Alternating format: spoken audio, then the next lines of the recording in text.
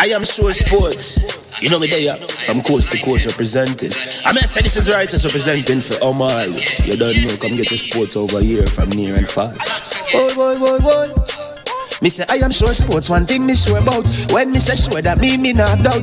Come get your sports, get it over here. Come subscribe, repost and share. I am sure sports, one thing me sure about. When me say sure, that me not doubt. Come get your sports, get it over here. Come subscribe, repost and share. If me not sure, that me not say it. Know who score, that me not say it. Never know no game play, that me not say it. If me never see no game, me no know who play. For your sports news, better come over here so. For your soccer news, then come over here so. If you don't love sports, still come over here. For the day done, you are gonna love over yourself.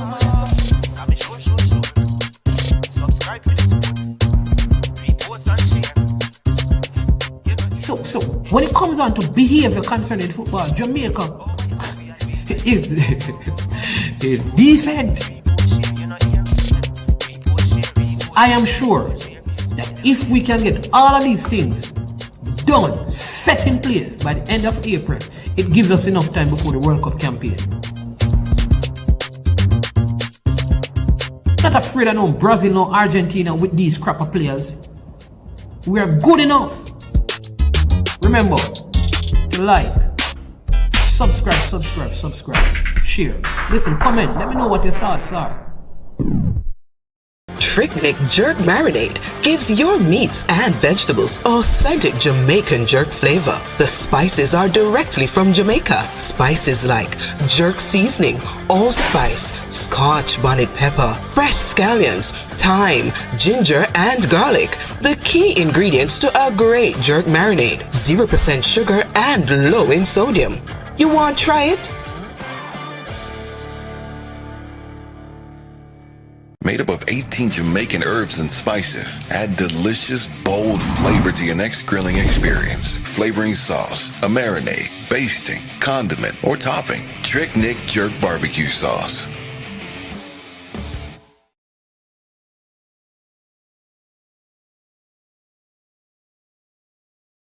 That Sports for the best authentic sportswear. You check Wilton Sports when you want the best authentic sportswear. Wilton Sports. Food change advertise fee. And if you roll out the numbers, remember, no easy laugh, no off. Some sports store for take notes. Them full of dreams and hopes. Then why them come and sell rope? When there is only one, yeah, there is only one goat. And that's a Wilson, yeah, that's a Wilson, yeah, that's a Wilson Sports.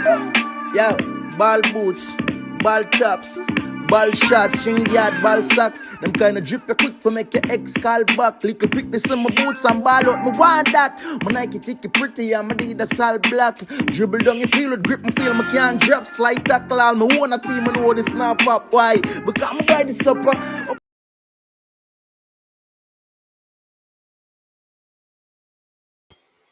All right, good night, people. Welcome to I Am Sure Sports. I am here with the man who has come tonight to defend himself after he was viciously attacked in the comment section today by several persons. I know that he has a word or two for the one known as Rob Smith. But before he takes on that, I know that we are supposed to hear back from Mr. Dennis Chung tonight. And so we are going to touch base with him. Yes, we're going to touch base with him so we can, find out what is happening. Like I said, he did promise that he would reach out to us today. He said that he'd come on. We spoke to him earlier. And but before we bring him on, Cranky, just how you doing? How was your day today? How was work? And how did you manage the battles in the comment section, knowing that you were at work and you couldn't even engage, I know, in the way that you wanted to? Well, actually, I joined your program pretty late. But after joining, I wish I hadn't. Probably, if you don't see the comments, it don't matter. So, but Rob Smith was one. I see Duckland saying I'm late. By the way, Duckland, I can never be late for Manning's Man's program because he has so much advertisement that I probably fall asleep and wake up by the time they're done because they keep increasing, which is a good thing. That means people value his program. But I wasn't late, Dockland. I was actually here from 7:50 p.m. Eastern Standard Time. And as it relates to the comment, Manning's Man, it's interesting. And we'll get into those later after we talk to Chung, actually, because I do want to address certain things, especially this perception that I don't like a certain player. You guys are making this thing personal. It's not personal. I am like anyone else who loves the football, loves the team they support, or teams they support, which in this case is Arsenal and Jamaica. And if players on my team are not playing as I think they should, I'm going to express my perspective. And this whole view that, cranky ego get in the way and he's arrogant and all that stuff, that's getting a little bit personal. It's not warranted. Critiquing somebody has nothing to do with ego. It's your perspective and your view on that person and their play. I try not to get personal with the people I talk about or I may critique or have a perspective on. I focus on the football and how they play the football. So, yeah. All right. Wonderful. So you have heard. That is just the beginning. That was the monologue. He's going to have dialogue a little bit about this, but let us reach out to Mr. Chung, see if we can find out from him. And just so that no one don't think like Manning's Man has a particular bias on the matter, I will allow the engagement to be between Stan Cranky and Mr. Chung. And at his own leisure, he will take comments that are fit into it if he thinks they should be. And then... Manning, I'm sorry, Manning, I have to interrupt you. Why are you guys so cynical? You hear German comments? Cranky, I only hope that you guys didn't talk to Mr. Chung. I call him Dennis before he comes on and try to trick us. Please don't. Jermaine, what? And Jermaine, even if I spoke to Dennis before we came on, which I didn't, by the way, I just got him from work not about an hour ago. We're supposed to. But if you're going to talk to somebody, I need you to. We're supposed to talk to them. Jermaine, exactly. Why wouldn't you talk to them? That you have to talk to them to even set this up, you have to talk to them to talk about what we're going to talk about. I mean, and we didn't have the conversation, by the way. I didn't have it the last time we spoke, and I'm not having it tonight. But what kind of? That's so cynical. Why am I telling them? I don't know. What I want to know is that are we not supposed to invite the people to come out and talk? I'm not sure what the people really want, Cranky. Yeah, I don't know. Mr. Chung. Yes, sir. Good evening. You're sounding very strong tonight, man. Boy, listen, I have a 10 o'clock tonight with Robert Williams, so I had to take something. A joke. Who is Robert Williams? For my information, I don't know. Robert Williams from IRFM. So he says that IRFM tonight, so you have to take something strong. Robert, maybe listen. So that means I'm easy. So the commenters may be right then. I'm easy. So that's a good thing. I'm not trying to be difficult. But Mr. Chung, here's what. So people, of course, you know that the people say that, well, man, Mr. Chung is a friend, can you work at the JFF? So what I've decided to do is to allow the conversation to be between you and Cranky so the people can get unbiased kind of line of question, because I don't want them to think like I'm leading you or I'm trying to, you understand me, but as need be over here. So Cranky's here, he's listening, and so yeah, man, you guys can go ahead and I'll be here in the background. So Dennis, I think the last time you were here, we had a good conversation about. Well, this is the last and final chapter of a 3-part series, which the first part of the series. The first part was about a trilogy. It's a trilogy. That's correct. It's a trilogy. Chung off the rings.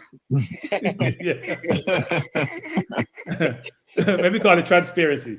So it's a 3-part series, and obviously the first part was trying to get some information about you concerning where we were with the girls, what transpired, how the communication was going, was money paid. The second part that we had more recently was us trying to get an update as to what transpired. The last time we left this office, you had the Yeah. meeting, but because of an agreement, which I agreed to between the parties, and I wish you guys have exercised more of that between yourselves, frankly, I'll just put that in the mix, that you couldn't speak about the sort of what the conclusions were.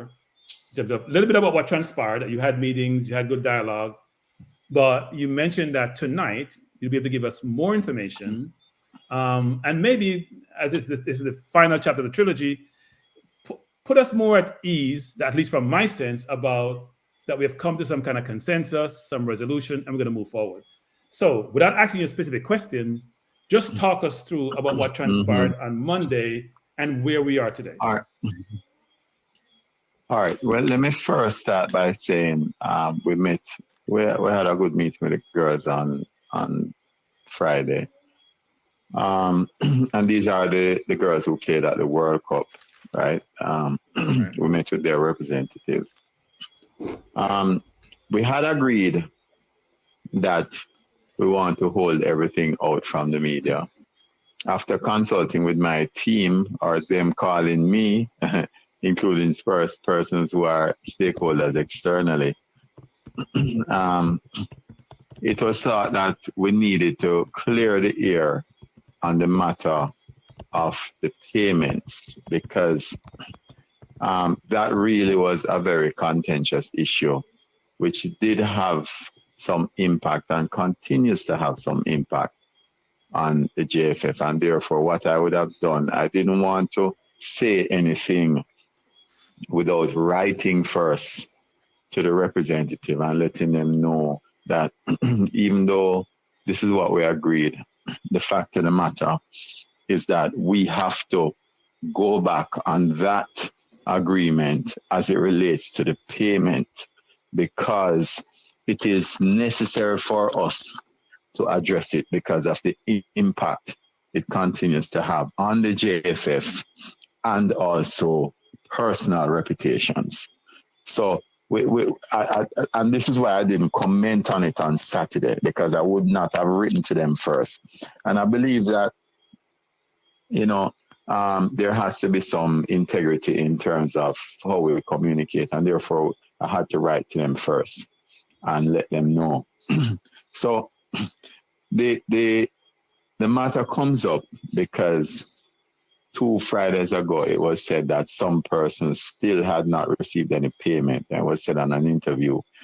Let me first say that I'm a little disappointed that people would believe that to be so, that we would not have made any payment. Because remember, when the issue came up where I mentioned that FIFA actually gave us the balance, at that point, we had already said that we had paid some of it and we were waiting on the balance to pay it out, which suggests that some payments were made, that payments were made to everyone at that point.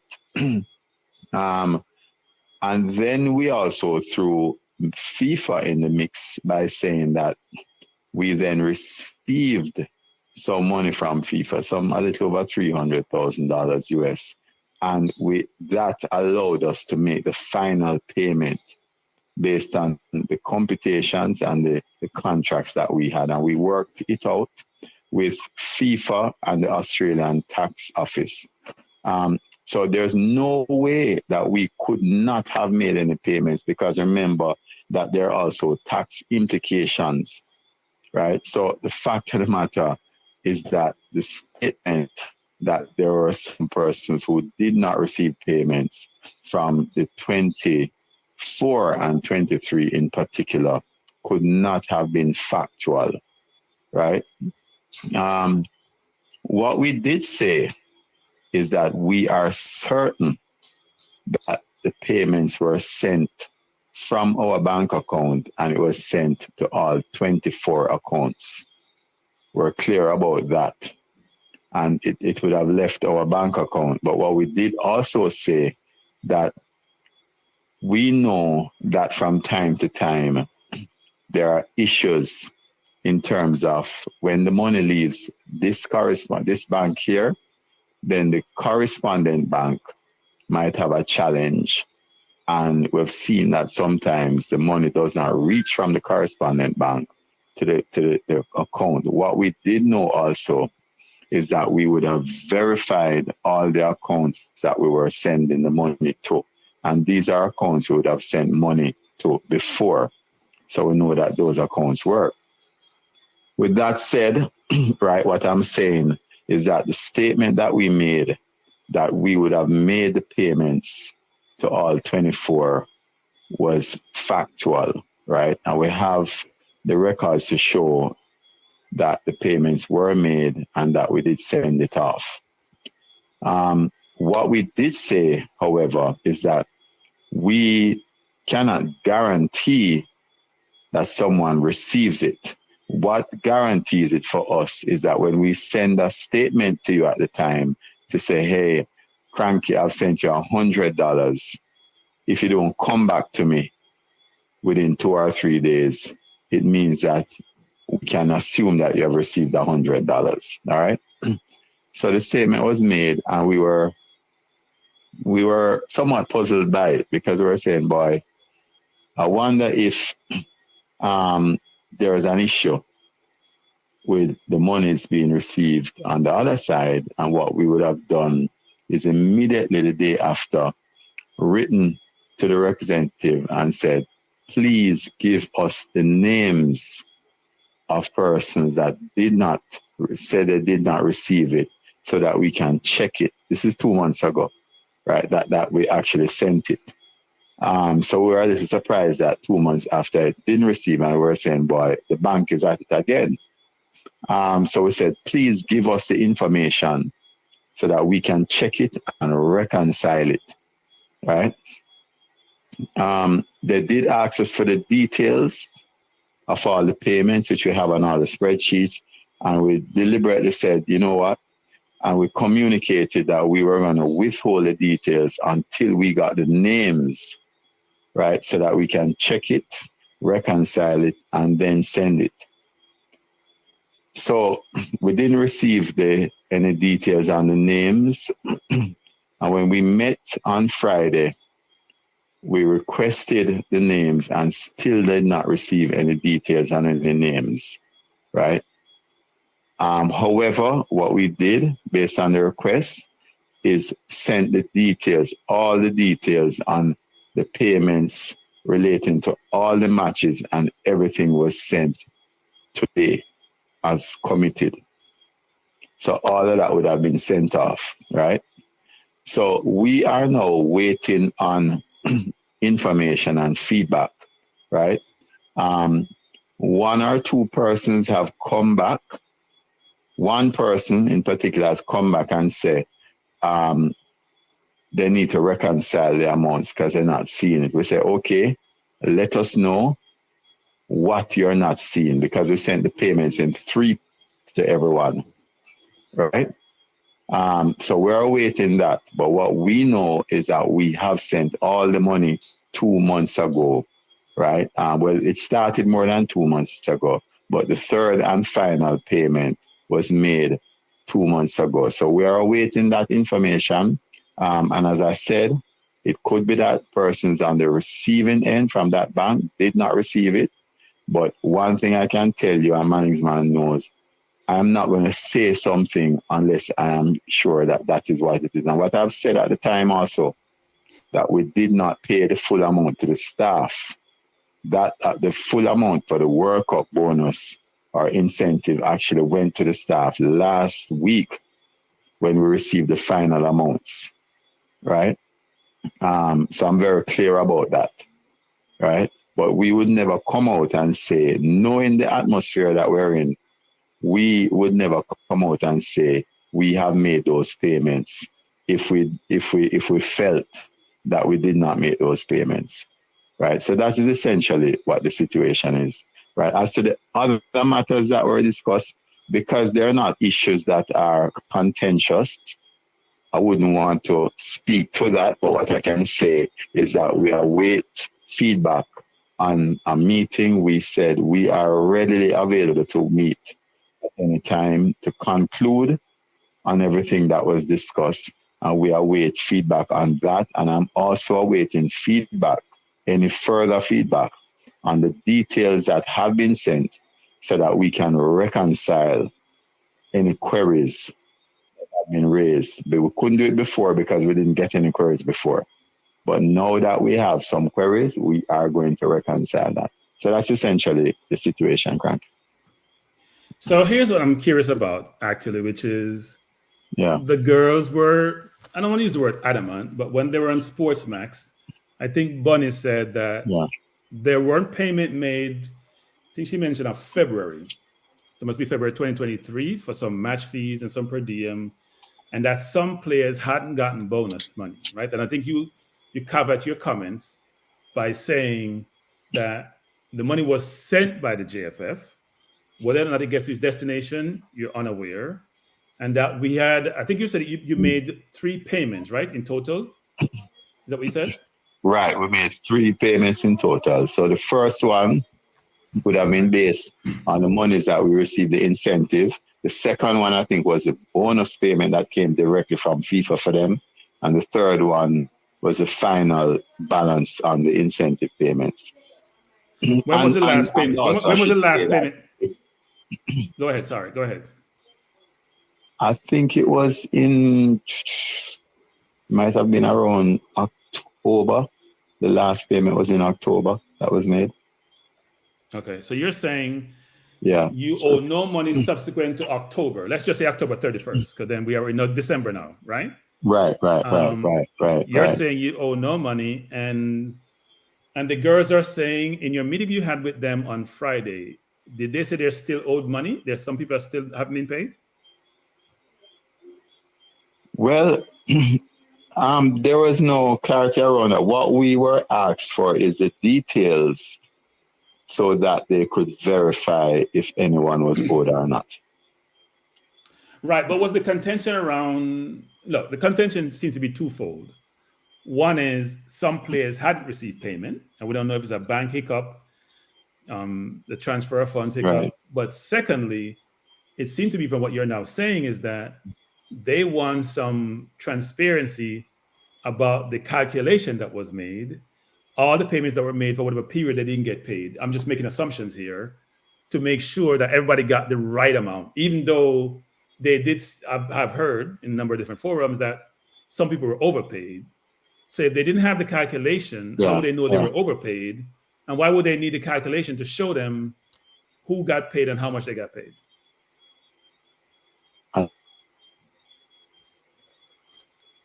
Can't hear you, Dennis. We may have lost you. You still there? Hey, Dennis? Mr. Chow? Hello? You know, I would agree. Sorry. Yes. Mr. Chow, we lost you for at the beginning of the thing. So can you just start? Yeah, no, I'm saying that would be a question for the girls that Crankies make. But those are very relevant and valid questions to ask. And those are questions that if I was in the public and listening, I would ask also, because I don't know how that determination was made, but I expect that there must have been some rationale around making that determination. I'm not saying that they don't have, that they're not computing it. I'm sure that they must be looking at it game by game and computing it. Yeah, but what? Oh, okay, I see. Because I'm wondering, how would someone know that they got overpaid? Were they told that by the federation? We did indicate that there were 9 of them that were overpaid. Oh, we did, and I've said it publicly also. Yeah. Okay. So okay. And we would have sent a final statement with the balances. So 9 showed overpayments, and the rest of them showed 0 balances. So here's my confusion, Dennis. So did you send the entire spreadsheet, or just for each person, the computation of the amount that they were owed? And you sent it, I assume, via email, or you sent it through their representative? Right, we sent it directly. So what we did is that we would have all payment details we send individually to each player. So player A will not see player B's information. Okay, we will which just makes sense. Extract player A's information and send that, right? Because, there's a privacy matter also. that you No, want to totally. maintain. So, whether they share it after or not, then, that's up to them. But we will not send it out whole scale. We wouldn't even send it directly to the representative. They can share that with the representative. Was it positive or negative confirmation about the calculation of the amount owed to each person? Did you ask them to send back a read receipt? Did you get a read receipt email, or did you ask them to come back to you that they acknowledge that they've received the computation? We did. Well, the manager was calling and did confirm that most of them would have received it. So that she was actively calling and she did attach the thing for read receipt. You can deny a read receipt also. So but she did call. She did call to ensure that that person's received it. Did the persons who made the allegations, were they present at the meeting to defend what they said? Because that is important.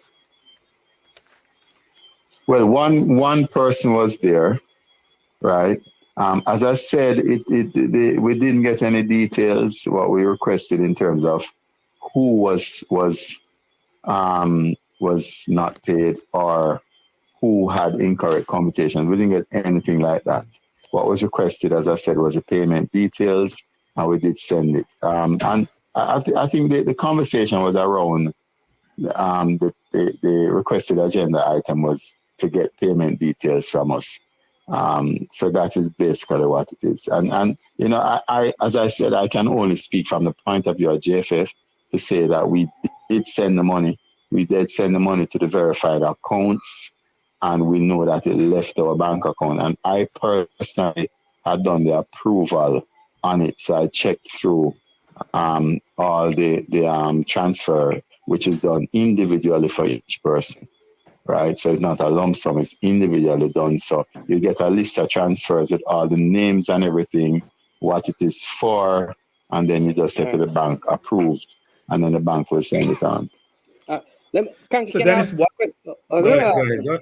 So if they say someone or a couple of persons have not been paid, and this is from in the summer, now we are December, has anyone reached out to the team manager or to you, the GenSec, to say, you know what, I am one of those persons, so check my thing, I am one of those persons, I have not gotten any money, I am one of it.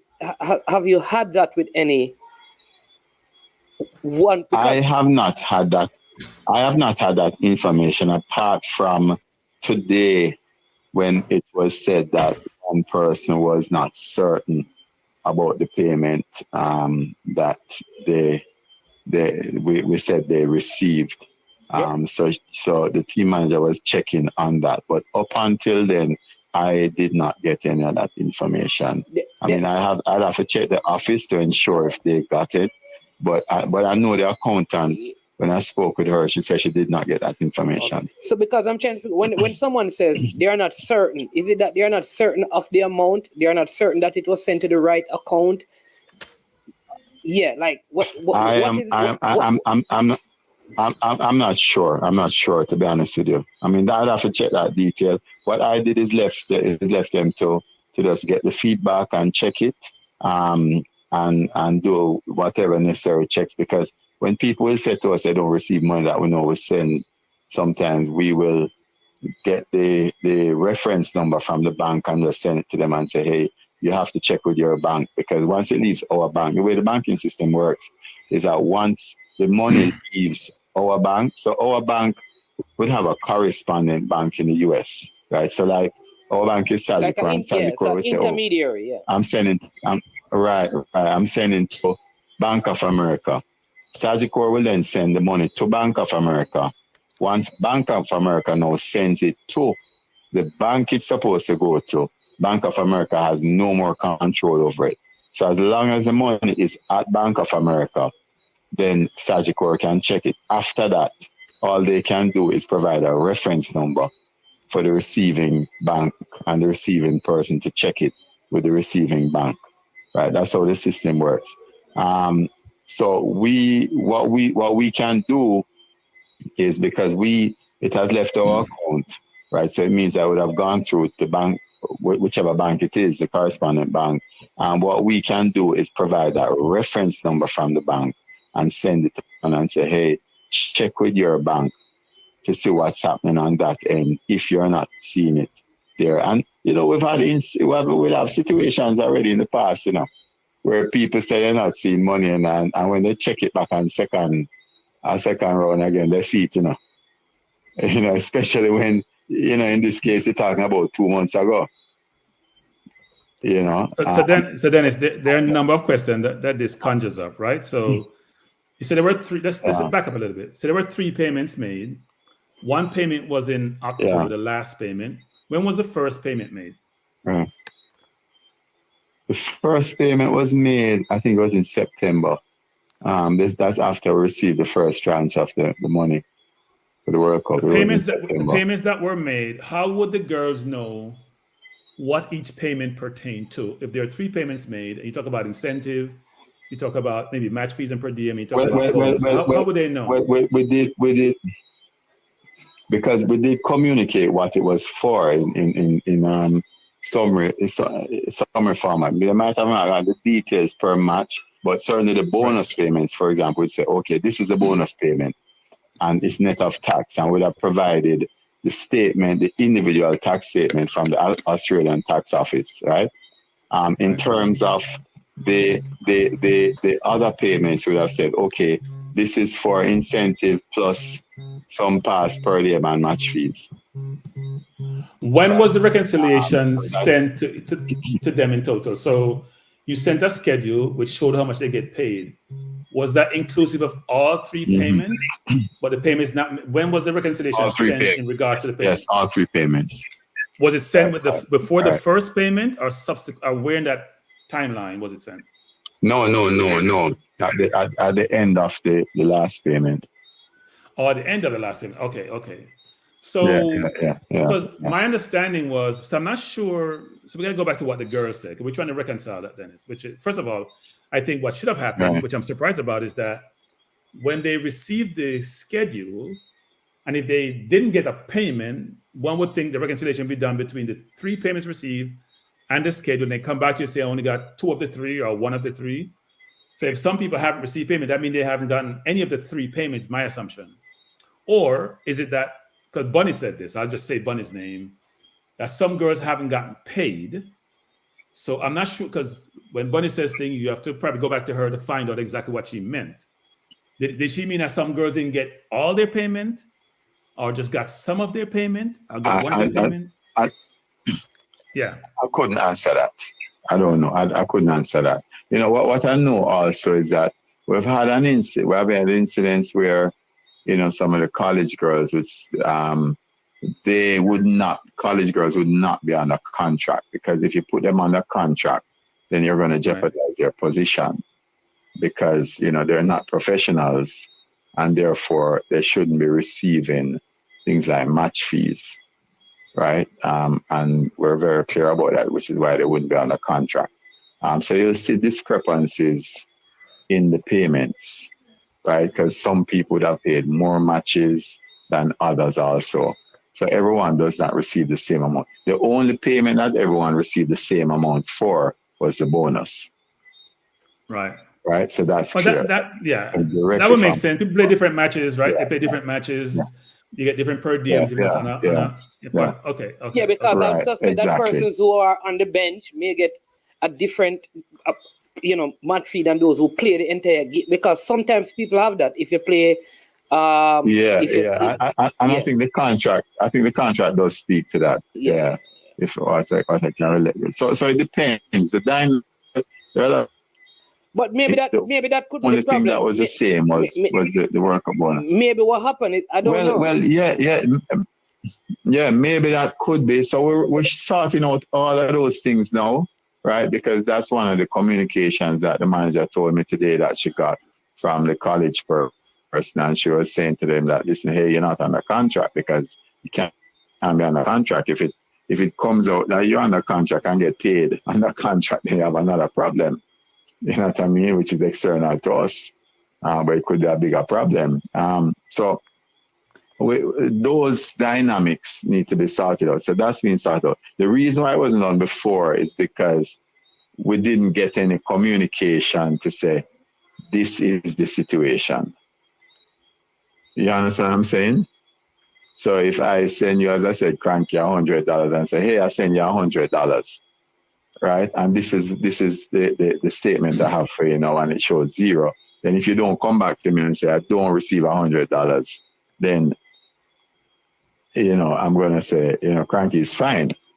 He has received this $100. So a couple of things, Dennis. I'm just happy that right now it's being sorted out, in terms of the reconciliation. But as I said, we would have paid everything to all 24 players. But what the problem you're going to have then is that a player says, if you said everything that you got, you have paid out, and players are saying that we were not paid all that we're supposed to get, where is that money?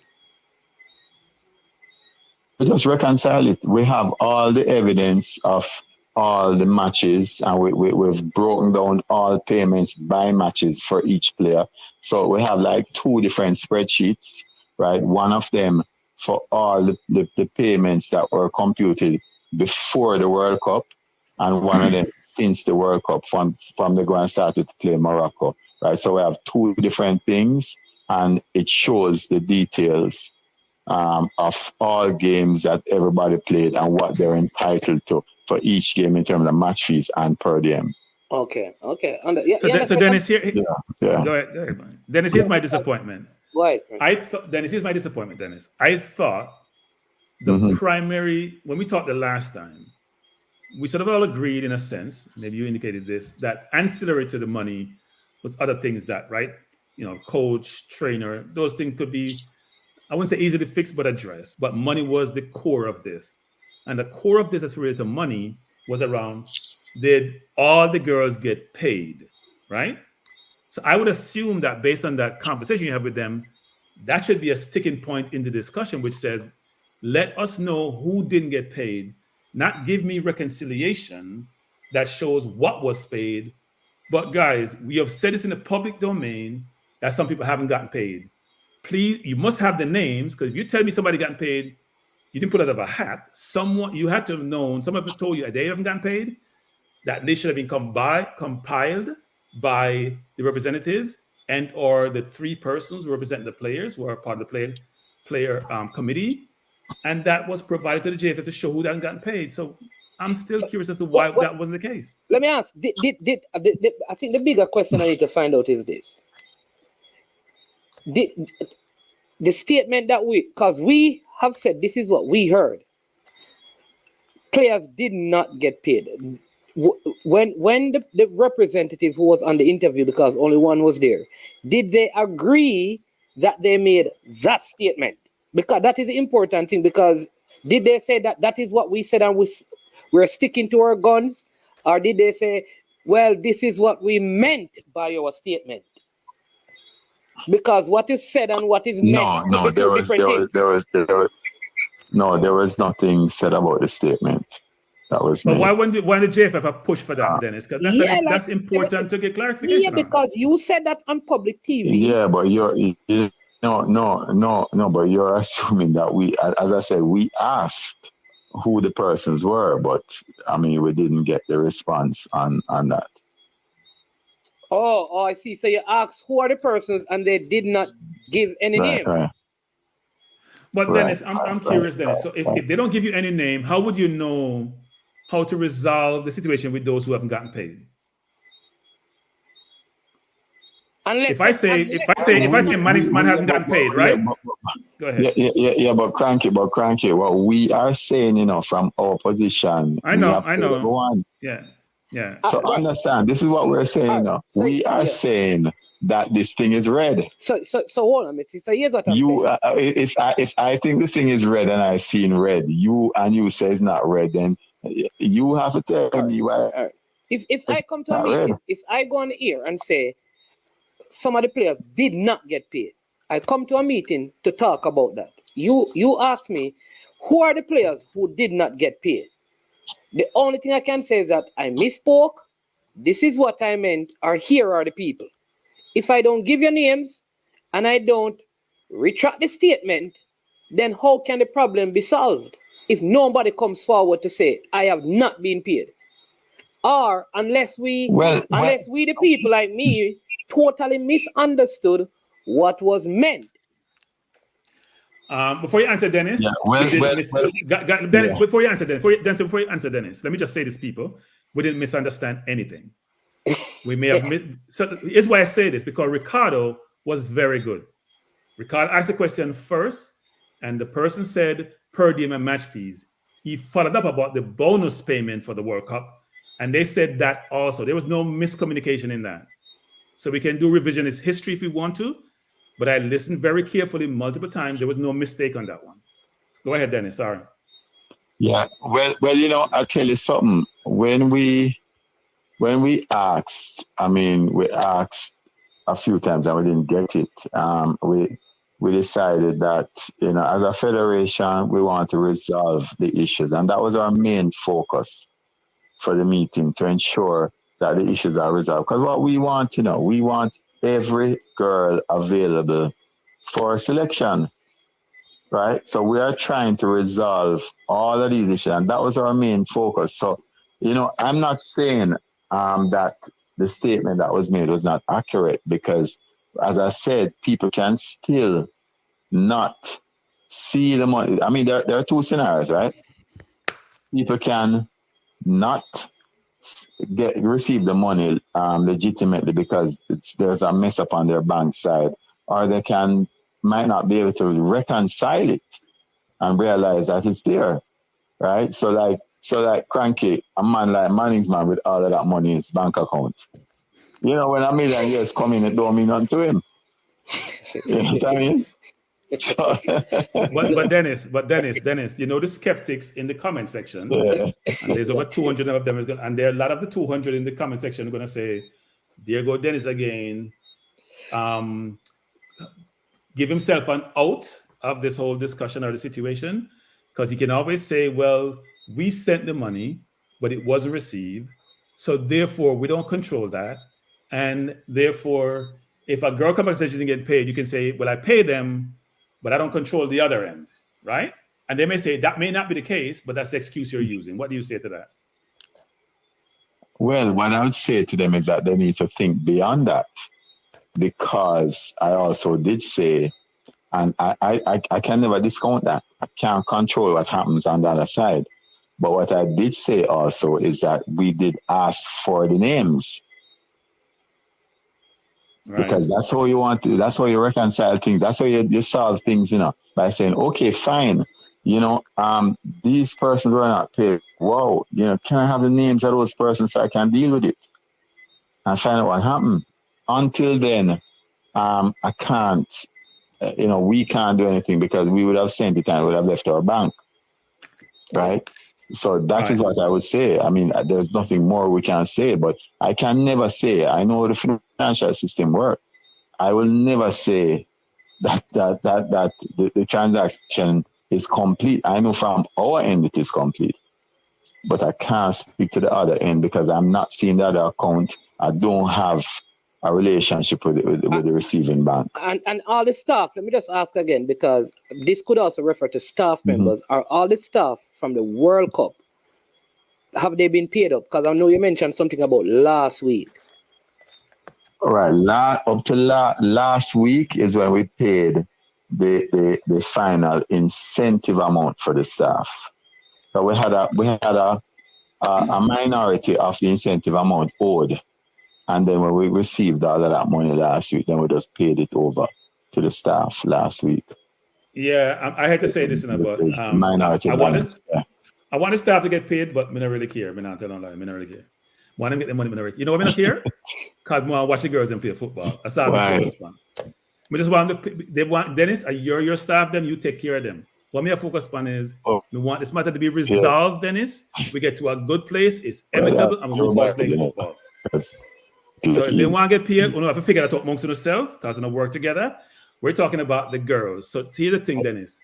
I am extremely disappointed that we left the meeting on Friday not getting clarity around this matter. Because the Jamaican football community, that is the ones who support the girls, watch the program, that's what they were focused on, which is how do we bring this to a closure And if money was the elephant in the room, the main contention, then that should have been resolved. And I'm not sure I hear, Dennis, from you guys pushed hard enough to get that information so you could get it resolved, right? Because I would not leave that meeting unless I get those names. Cranky, cranky. If you took that position, you might still be in the meeting now.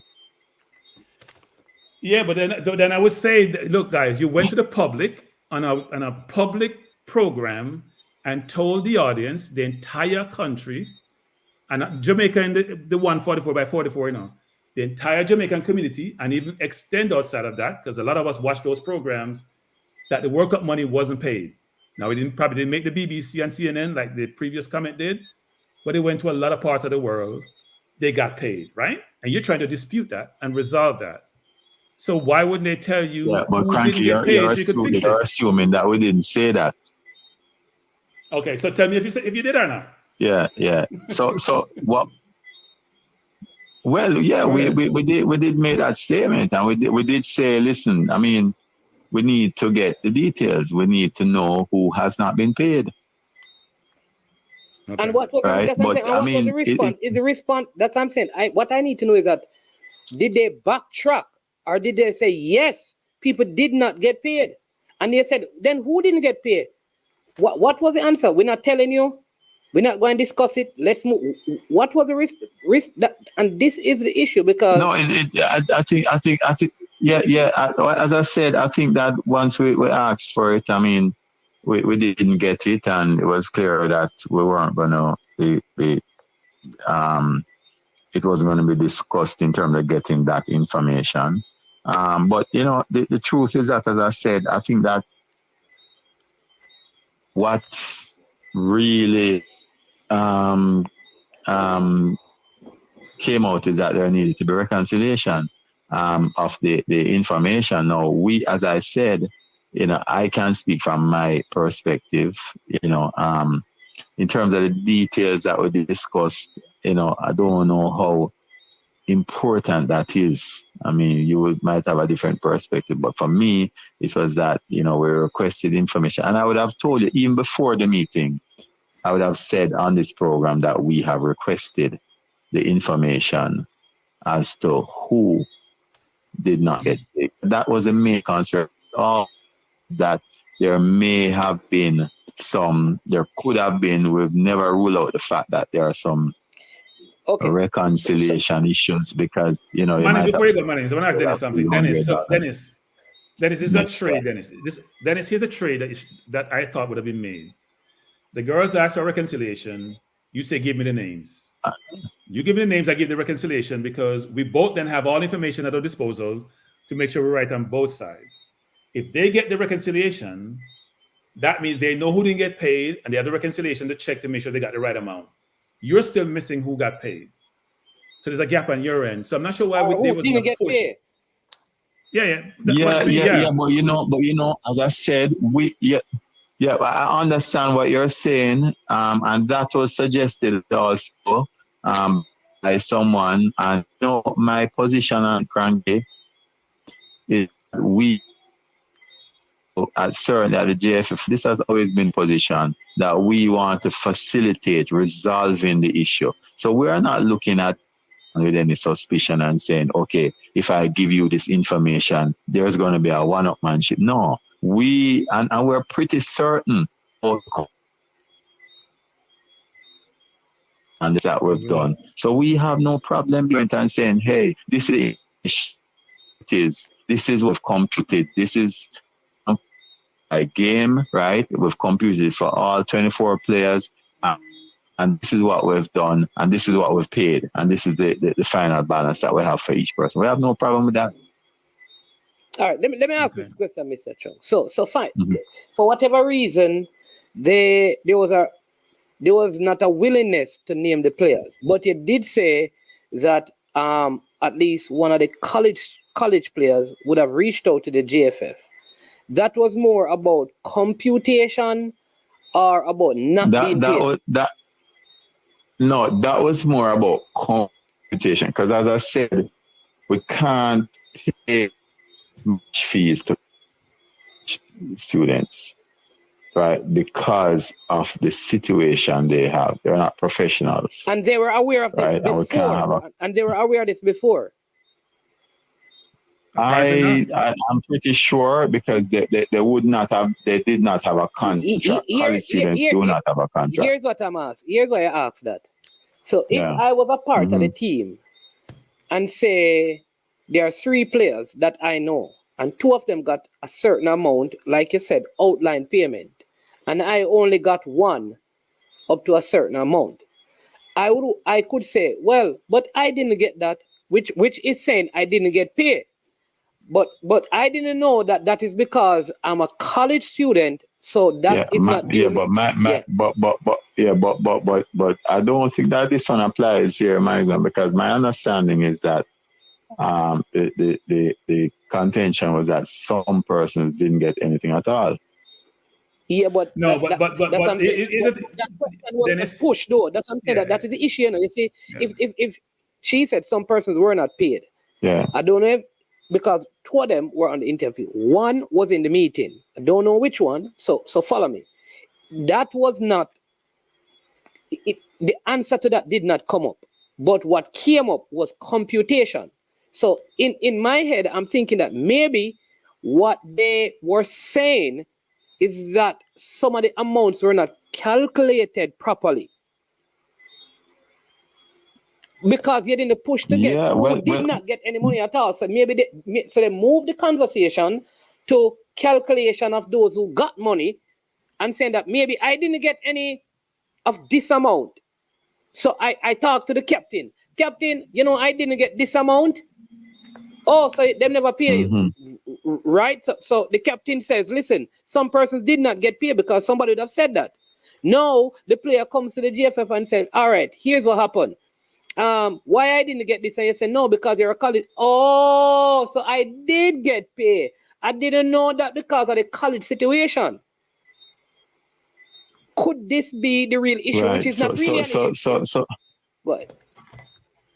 Yeah, so that could be an issue. But you know what I would have done, Wannings, man? If I had that contract with you and I realized that, you know, I've come to you and say, listen, hey, can you work this out for me? You understand what I'm saying? Yeah. But Dennis, I thought you said everybody got paid their bonus money, regardless if they're in college or not. They all got paid the bonus money, right? Yeah, man. Everybody got paid bonus money. Yeah. But in the sports match interview, we heard that some people didn't get paid their bonus money, the World Cup money. Call it bonus World Cup money. I think that was in reference to the coaches. Don't cranky. No, I think it was reference to players. I can go back and check. I think that was players. I think she was referring to the coaches. Okay. That the coaches didn't get some of their bonus money. The coaches don't get. All right, remember this, you know, coaches don't get bonus money. They get a percentage. They get an incentive from JFF. So remember that FIFA would pay a bonus money directly to players, right? And then we would pay an incentive, a percentage of our incentive money to the staff, right? So that is what was not paid 100% to them. So we would have got, say for argument's sake, we would have got $1 million, right? Once we got that $1 million, we would have paid the incentive on that because what the contract says, you know, right? And this is what people need to understand also. We go by the contract. The contract says that JFF will pay out this incentive once they receive the money. So JFF never had an obligation to pay money that they don't receive. The contracts clearly states that. So if we didn't receive the money until next year, we would not have an obligation of the contract to pay it until next year. Right? So therefore, we would have paid the receive, and then when we receive the balance, right, we would then pay it out. And there was no more than a 2-day wait between when we receive it and when we pay it out. So Dennis, in your mind, is right? there any And ambiguity in the amounts to be? Is there any ambiguity or reasons to think that the computation may be off? I don't think so because I went through it at with the accountant, and we went through it multiple times and I don't think there's any issue. I'll never say never because numbers are numbers, but we went through it many times to ascertain that the correct percentages were being applied. Give, But yeah. as I said, we've sent out all the details and Give the dispute is about money, right? Dennis, we lost you for a second. You there? Hey, Dennis? Hold on, let me see. It's reconnecting Cranky. Okay. I need to. Okay, Mr. Chung, we lost it for a minute right here. Yeah, Dennis, man, we you're lost you for a breaking up. minute. Right. Yeah, man, I hear you. Yeah. Yeah. No, I think it's Go you ahead, breaking Cranky. up, Cranky Dennis. was I think asking it's your us. connection. Yeah. I forgot my question about this, man. Go ahead. I lost my train of You thought. get There's to so me. many. No. Here's my thought, Dennis, which is this. No. It come back to me. When we get older, you get a little bit senile.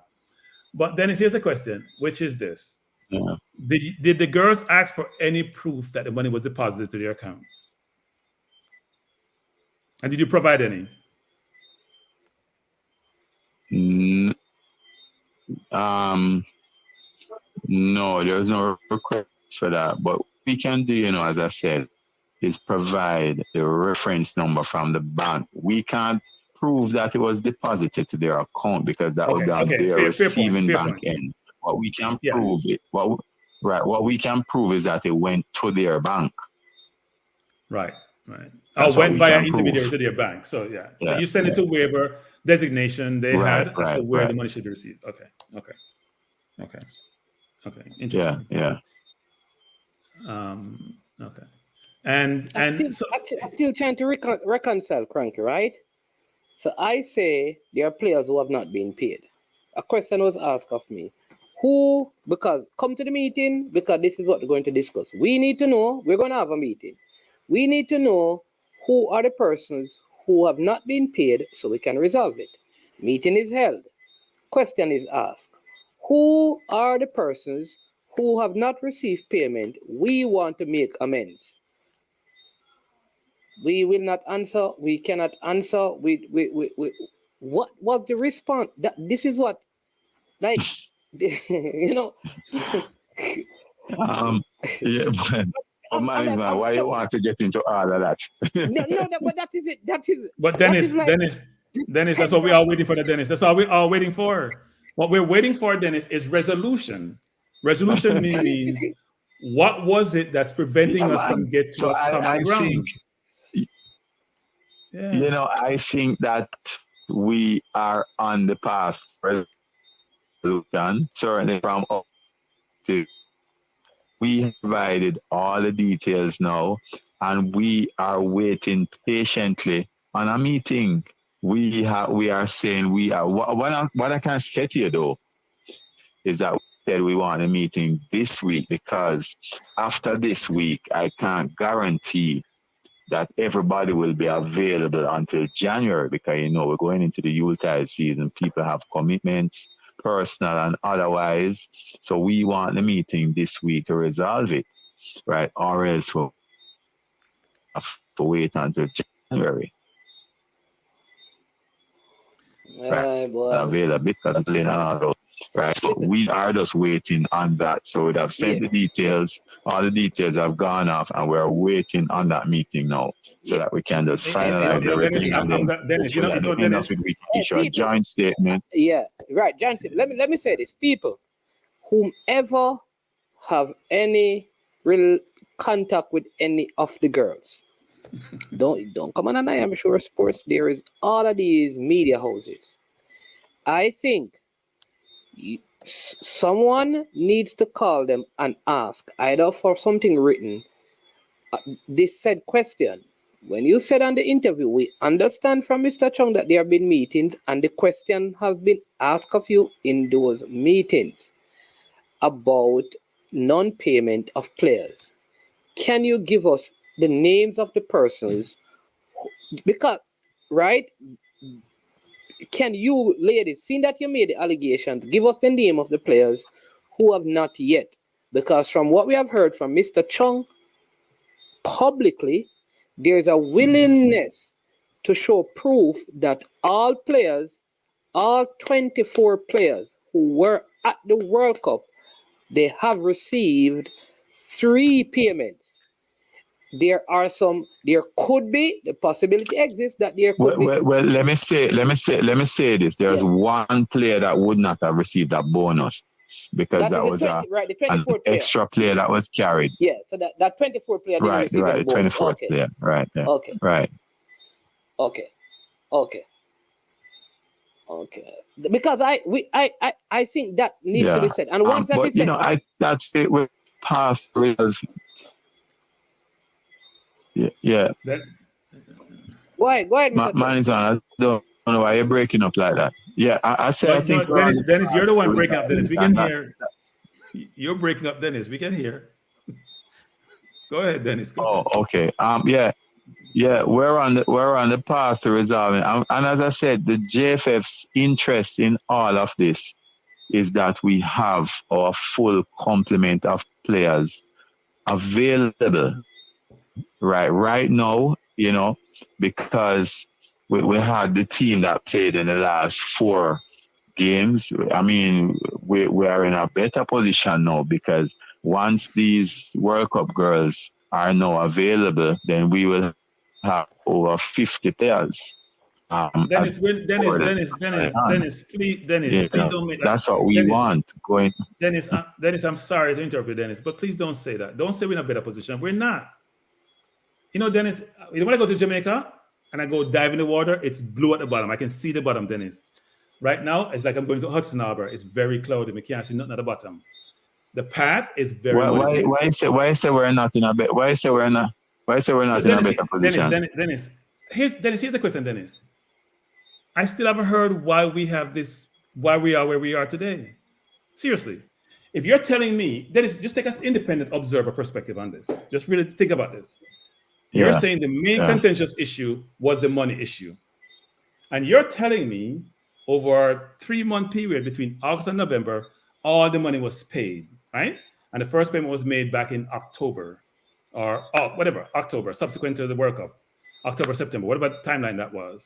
So therefore, the question an independent person would ask is, well, what was the contention about if the money is being paid when received? So what was this fight about that the girls didn't come to play for the Gold Cup? Then that means that we didn't make the Gold Cup. That means you lost like $500,000. That means the girls don't get the prominence they need, the visibility, their brand don't improve. They don't get to play in WSL. Those who have contract in England and all over the place. What was this all about? That's my frustration as an independent observer, which is, what were you guys fighting about? If money was paid when received, if the other issues are insignificant and ancillary and not material, what was this about?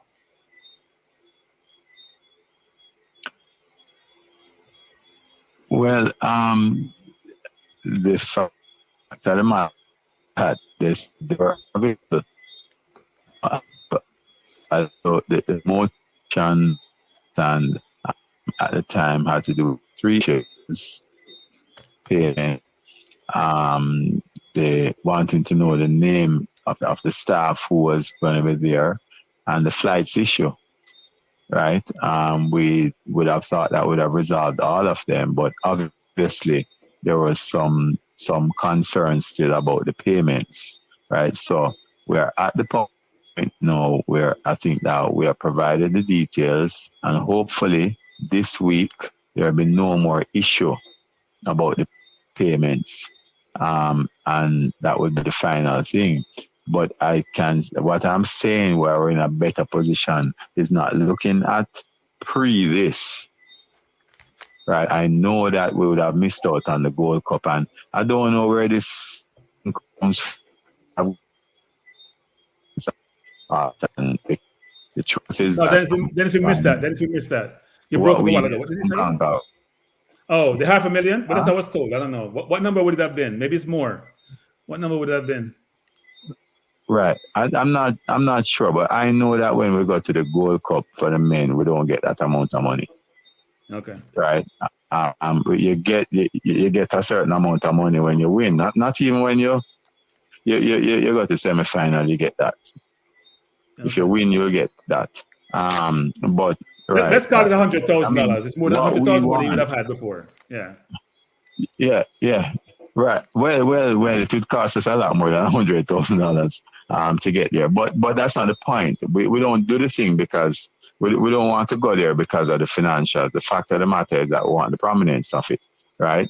And therefore, in this scenario, right, as Director Keith has said, nobody wins.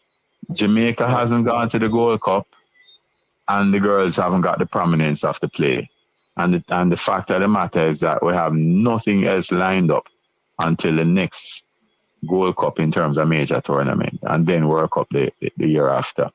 So it's a lose-lose situation, right? So, I mean, our hope was that all of this would not have happened, right? But it did happen, and I'm saying, based on from when it happened to now, I think we are better off now than when it just happened. That we had an issue, right? And what we want is to ensure that everybody available, which is why we're working so hard to try and resolve this issue. But we want everyone to be available, right? Because right now we have a large pool of players, right, that have shown the capacity, and we want to have everybody available to choose from. And next year we have about 5 international windows, and we're going to utilize most, if not all of them, right, to focus not just on playing the senior team or the first team, but also development. Because, where we are now is that we're looking towards 2026 and 2027, right? And development is going to be key for us going forward, certainly for next year. Mr. Chung, next week, Friday, the USA decide that they're going to come to Jamaica to play a game, and all the players are available. Would even the World Cup ones be available for selection at this present time? Right now, as we speak, a game just pops up out of the blue.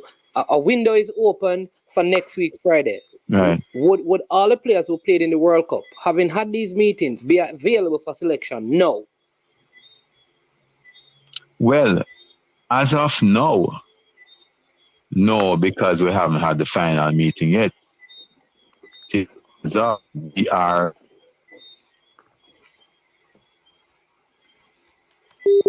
to. Dennis, you're breaking up again. Yeah, you're breaking up a little bit, Mr. Chung. Hello? Yeah, go ahead. Yeah, you said no.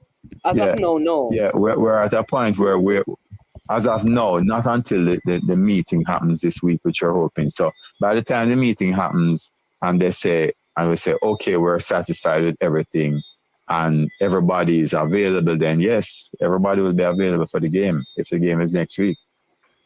Okay. Mm-hmm. All right, very interesting. I know you have a next engagement. You said that you have given us up to an hour. It is an hour. I don't know if I know Cranky has to step away for a minute or so. So I don't know if there's anything else you want to add or Cranky want to ask. Yeah, nothing from me. I'll be back in 1 second, Manny. Sorry. Yeah.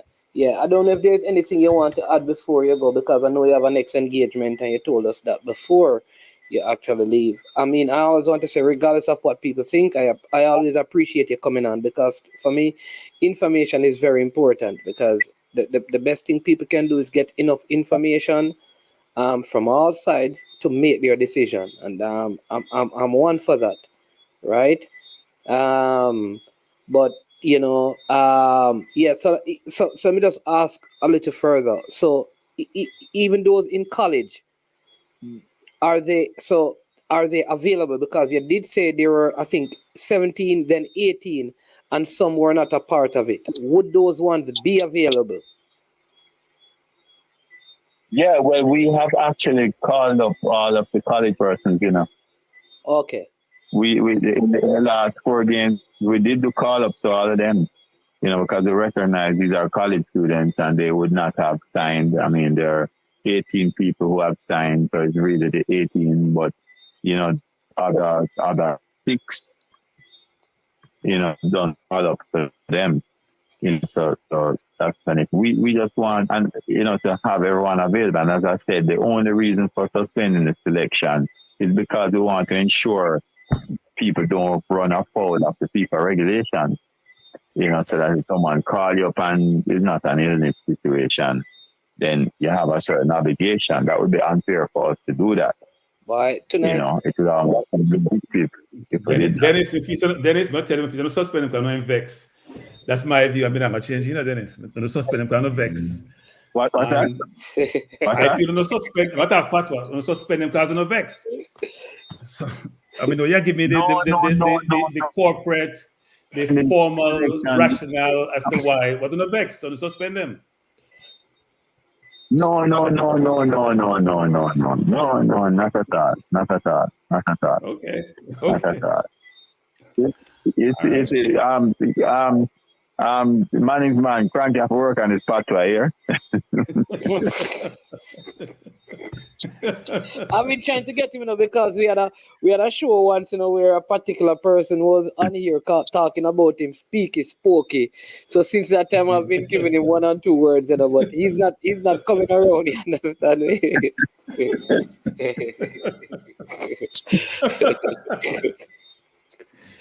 But my problem is that listen, like I tonight I had planned on ending my show with the word finito. You understand me? I know. But I feel like it is not. Yeah, Dennis talking about the path management. The path cloudy, we can't see the destination, Dennis. Can't see the destination. Right where this thing started. No, man. I have optimism about the fact that we're going to resolve this thing at the next sit down. And I'm confident that the next sit down will be this week and we'll resolve it. And we can issue a joint statement at the end of it and say, listen, we have this. As I said, the only reason why I came on and spoke about this particular issue, because there are other things we discussed that we don't want to talk about, is because of, from my perspective, the team, my team said, no, this thing we need to address because it's damage, financial damage. Therefore, we felt that we have an obligation to do that because of what it is causing. And let people know, I mean, once we said, when we said that we have made the payment, we have. And that's a factual thing from our perspective. The fact is seen by the fact that our bank account gone down. Right? And what was very important also why we had to clear this up, because remember, this is not just about JFF. Remember, people gave us money to send off. Right? So we had to do that because we got money from FIFA for the bonus. We got money from them to pay the last amount on the incentive. And also, we would have advised the Australian tax office that this has been paid and the competition.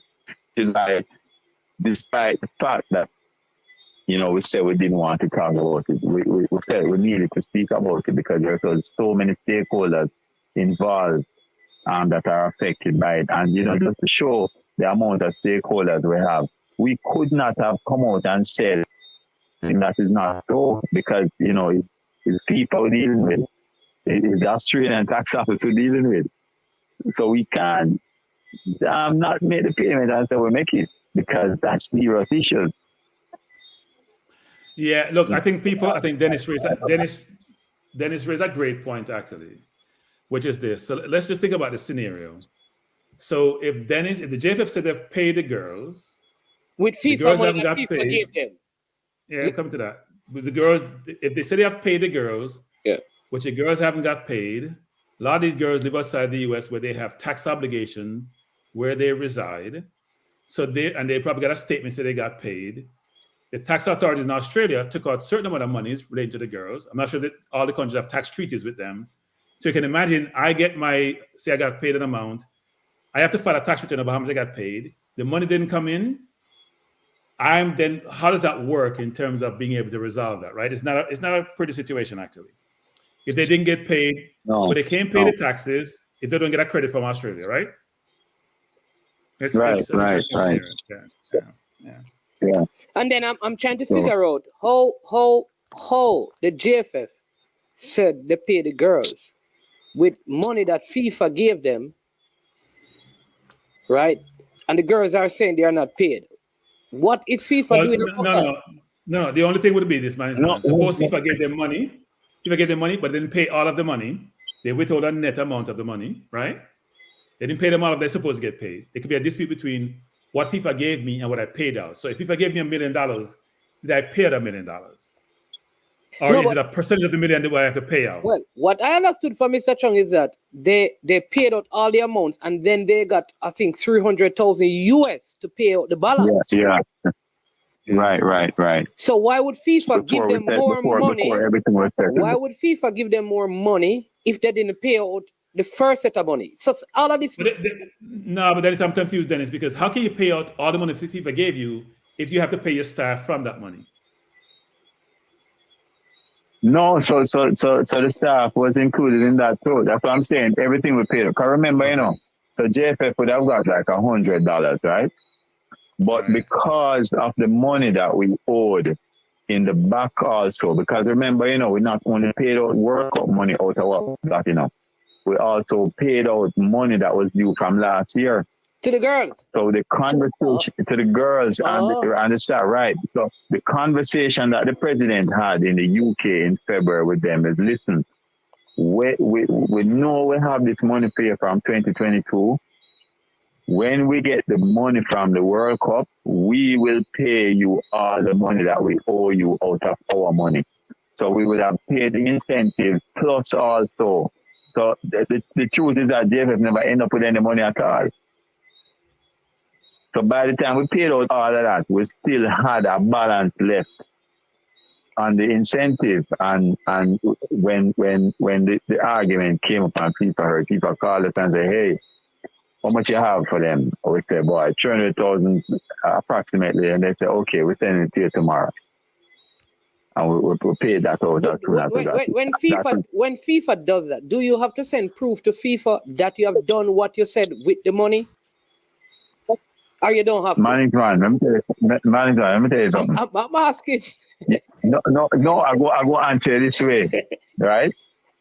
You see the JFF. Yes. Right? I'm at NSWMA, which is a government organization, right?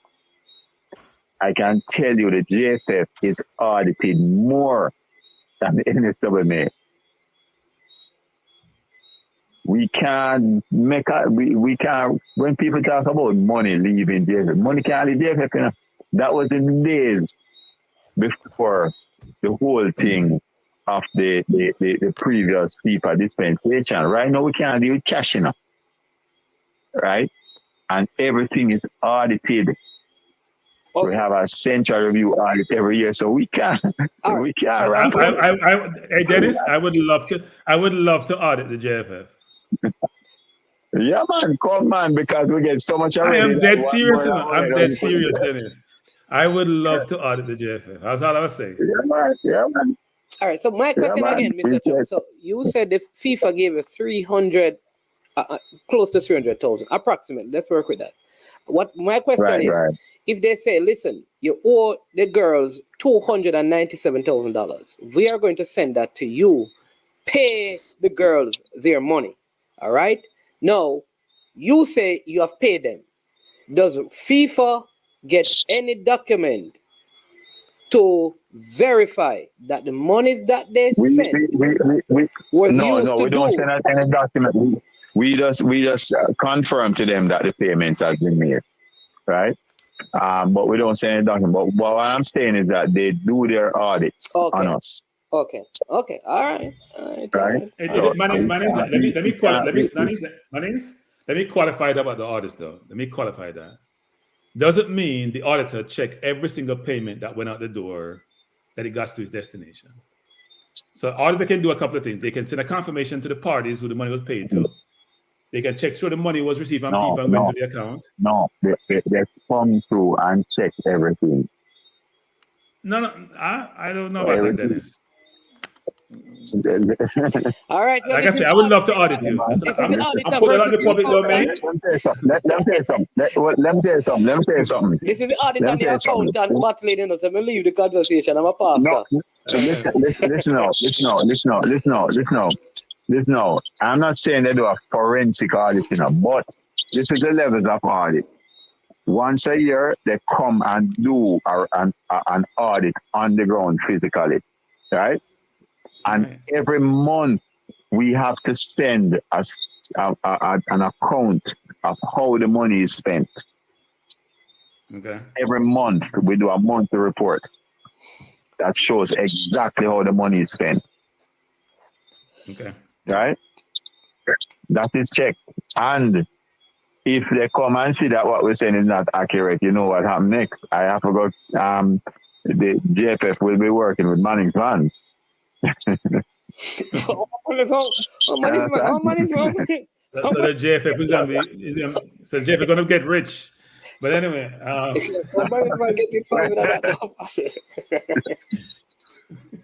JFF finally have some money in JFF, so look forward to that engagement Manning's Van. No, but we have an extensive level of audit at Hampton. So this is why when I hear people say, "Boy, when the money comes JFF, we don't know what happened." Trust me, this place is well audited. I can guarantee you, and I've been at many places, and I can tell you, this is well audited. Right, and there's no cash. I mean, we have petty cash, of course, but you can't do cash payment. I mean, first time people used to pay money all over the world in cash. You can't do that anymore. So everything. The FIFA auditor is a Jamaican. Is a Jamaican firm that they used to do their audits? They use a Jamaican firm, and also someone comes down. Oh, so there's a person from FIFA that comes down. Right. Okay. So the thing is, trust me, man, the way FIFA governance is set up, believe me, FIFA right now is a very well professionally run organization. Right? I mean, I tell you, I would find it hard to find an organization in Jamaica that runs better than how FIFA runs in terms of their policies and everything. When you go to their Congress and everything and see how the things set up and all the procedures they have in place and all of those things, trust me, man. And they have sharp people. I mean, when you talk about the people who work with FIFA, these are professionals, right? I can tell you that, right? So it's not easy. I mean, it's easier to get through the government procurement process than get through the FIFA process. I can tell you that. All right, Mr. Chung, listen, it is 9:30. I've gone past your time. I don't want it to be late for your other obligation, you know. So, we're gonna, yeah, man. Again, thanks for coming on. I mean, you know life. Not everyone will agree. There are some people who still believe that something untoward is going on, but we still have to present the facts out there. And stuff. And the intention that I have is really just to provide information as directed by my stakeholders. I know everybody's not going to agree with it. Some people, like last night, the person who came on and trying to compare the 17 unavailable with one person saying they can't make it. You have those things happen. You know what I mean? But yeah. Yeah, man. Yeah. All right, so yeah, man. Have a good evening and all the best, and we look forward to like I said, finito, where this process is concerned. Come on, we definitely look forward to it also, and hopefully, by this week we'll wrap up everything. Yeah, man. All right, all right. Yeah, Thanks, man. Dennis. Appreciate it. Yeah, man. All right, no problem. Good. Yeah. All right. So that was Dennis Chung, the GenSec for the JFF, giving us an update on the last meeting held last Friday with the Reggae Girlz. as from what he said, if I just summarize it, the matter has still not been completely resolved. The girls have asked for reconciliation of payments made. He insists that from where he sits, and he did caveat by saying they send all the monies owed to the girls, but he can't substantiate that such money was received. The girls are supposed to come back to him. I would assume subsequent to Manning's man. We have a lot of noise in the background, Manning's. Yeah, this is you know, the one person who will call in and have noise in the background is who? Just tell me. Oh Lord. Mute him. You're eating the Doritos and it's a lot of noise. Because we never know somebody online. Me hear Stan attack. We never know someone pick up the phone. So how you hear Stan attack if you pick up the phone, man? I want pull on piece of peer me out to mash up in the night. All right, go ahead. So that because Stan Cranky was making his point, but go ahead. What say you? Let's hear from you. Big up yourself, Stan. Bless up. Yeah, man. My name's man. But this is when I tell I don't know if over here or someone with a headline said all money was paid. This is a far cry from that. I'm not gonna stop on that still. But here what now?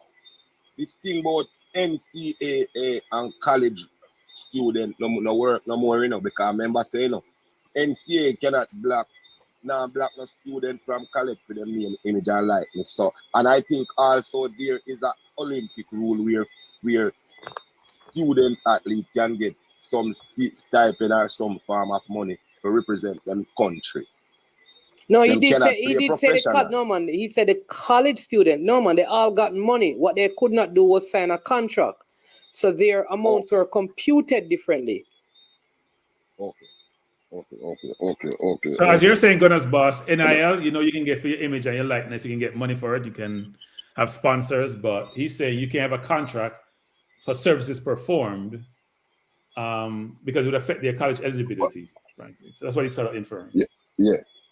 Okay. Yeah. Because you know, I'm a man there, so sit down on the computer. I look up as the time. Why not check everything? Check everything.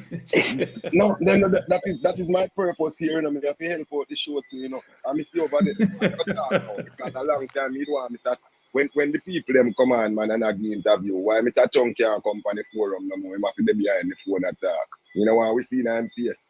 Tell him to put on a dark glass in our house, man, and talk on the phone. Like we see him because because the people them over here now, I'm telling you something now, real talk people. You know, the content going to get over here, Because me look at me see 260 people there on it and a 40 like there on the thing. You can jump in and make a 50 comment. I know my name's man talking, me access to, and me have a talk raw. Me now try to chat fatwa like standard chat and I end up say about fatwa. Me have a talk fatwa to you now. You feel like the video and respect the man time and the man effort when put in here. That drive up the algorithm and that make him can get a check from YouTube. Because most of we don't have no money to give. And him give him time. So you can't tell me the 200 other over here, you can't like up the video. Just press the like button, put a reaction in there, put one whole heap of comment in there. I expect people to read the comment and all them things. You can't like the video. We don't like that. Show some appreciation to the thing, man. Over here, enough over here. And it has given us some good entertainment. And it has given us some good information. A great content to get over here. You like the man thing, man. And respect the thing, man. Show some love, man. Because I know I don't hear time, but I know say somehow who I forget. Me just a remind, but that's how we do it. Yeah. If you like up, company I think, man, like up his stream, man. 300 other way over here with here. When YouTube look now, I see say 300 odd people are watch one stream and I only want 50 odd like the fan. You think I'm gonna put a check over there, I'm gonna put a big commercial over here where man can get one little 50 cents in a month. When if you tap here and like up the man video. Our people are telling us enough to like over here. I love when you start love over here. You hear that? Because over here say big thing of one. Big up on yourself. But that me I tell you in the comment section and you for typing. Someone who type everything out in a capital. Somebody say you type the most comment though. But if say like it upside. Hey, like the video every now and again. Me and brain with thing highlight. No found when you type in a all caps now. Well, Bridget One said, time when you think of a Bridget says no cranky for Prime Minister. Why? Cranky would be weak on crime. He would try to negotiate with criminal elements. So, Gunners boss, now cut Gunners boss. Let me respond to Brain Drain. Brain Drain. All right, Gunners boss, bless up. We take the next one. Yeah, Brain Drain. Let me say this, Brain Drain. First of all, whatever methods we've been... No, you know what? I'm talk patois. Whatever we are doing Jamaica to fix the crime, it now work. You hear me? It now work. So, maybe negotiations are a better way. Because right now, now work. I don't know why people are challenging me patois so we can't talk. Let me be a star. Word it patois. Maybe a food.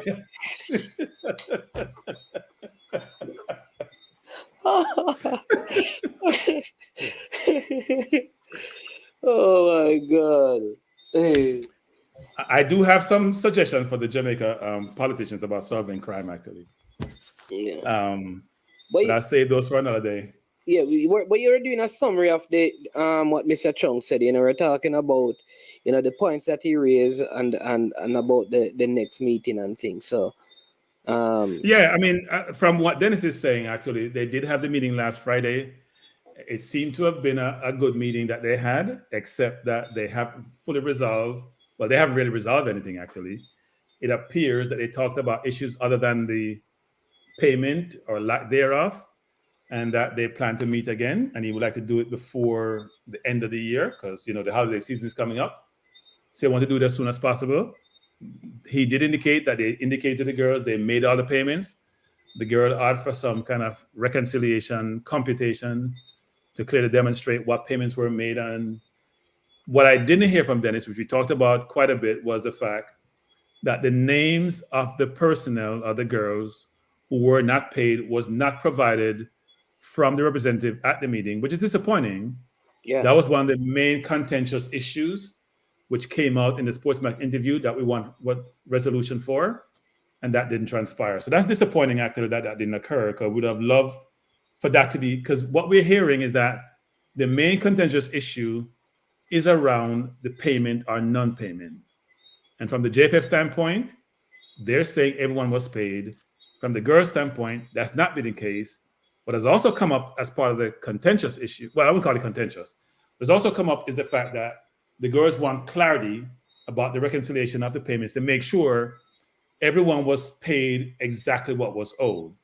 So it's one thing to make 3 payments consisting of match fees per diem, incentive, and bonus payment, but were people paid the correct amount based on, you know, their service to the country. So we'll see what happens actually in the next meeting. And I guess we're going to have, this is supposed to be a trilogy. We're going to have another meeting to get at some point with Dennis to hear what exactly, where he said there's a path, and he seemed optimistic about that path to resolution. We will probably hear from him in some future point in time as to have we got, is that path being cleared and we're going to get to a destination. Yeah, so this was season one, episode 1, 2, and 3. So we're gonna have season 2, episode 1.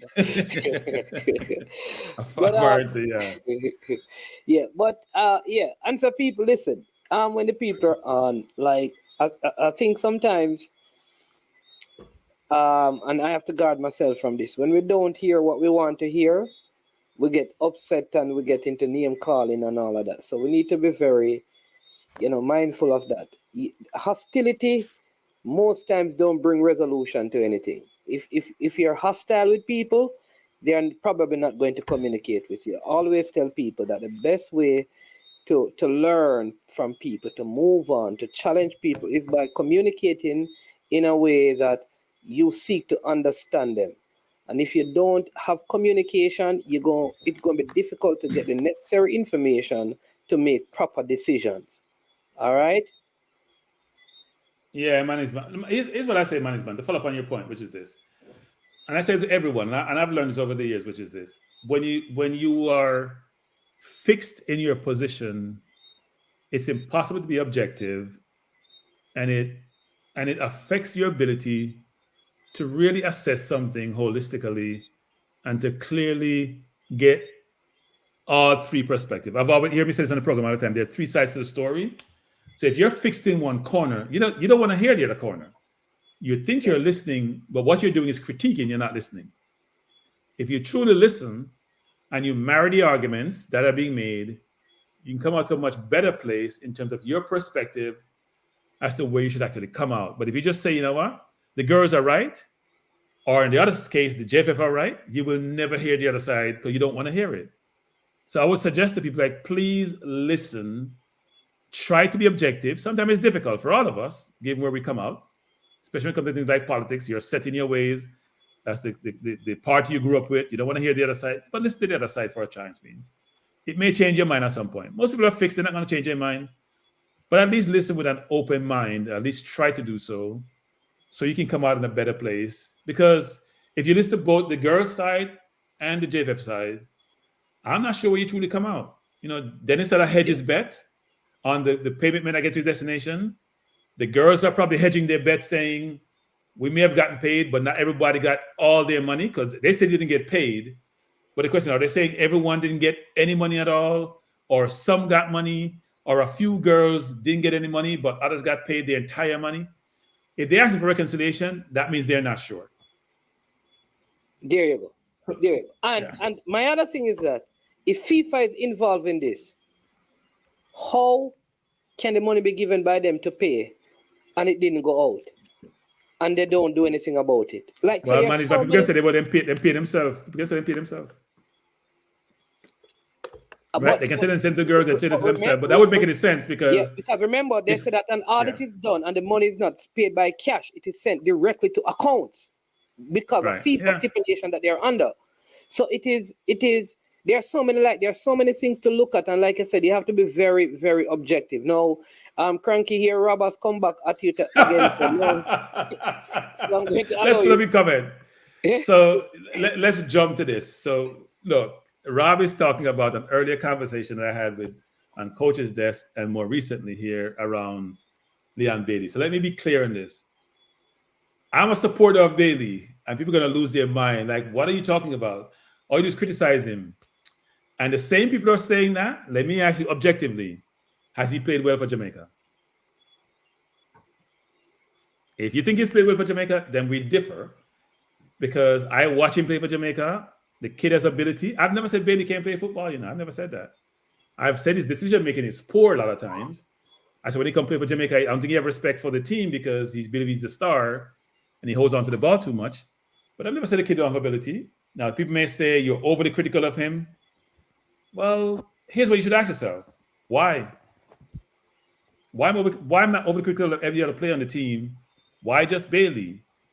Is it because I don't like the player, which makes no sense to me? Because why would anybody not like a player on their team? Most fans criticize players who are not performing well. And they praise, laud, and support players who are playing well. That's a fact of life. Manager not getting wins, he gets fired, fans want him gone. Players who play well get a lot of praise and laudatory comments, and they get their flowers.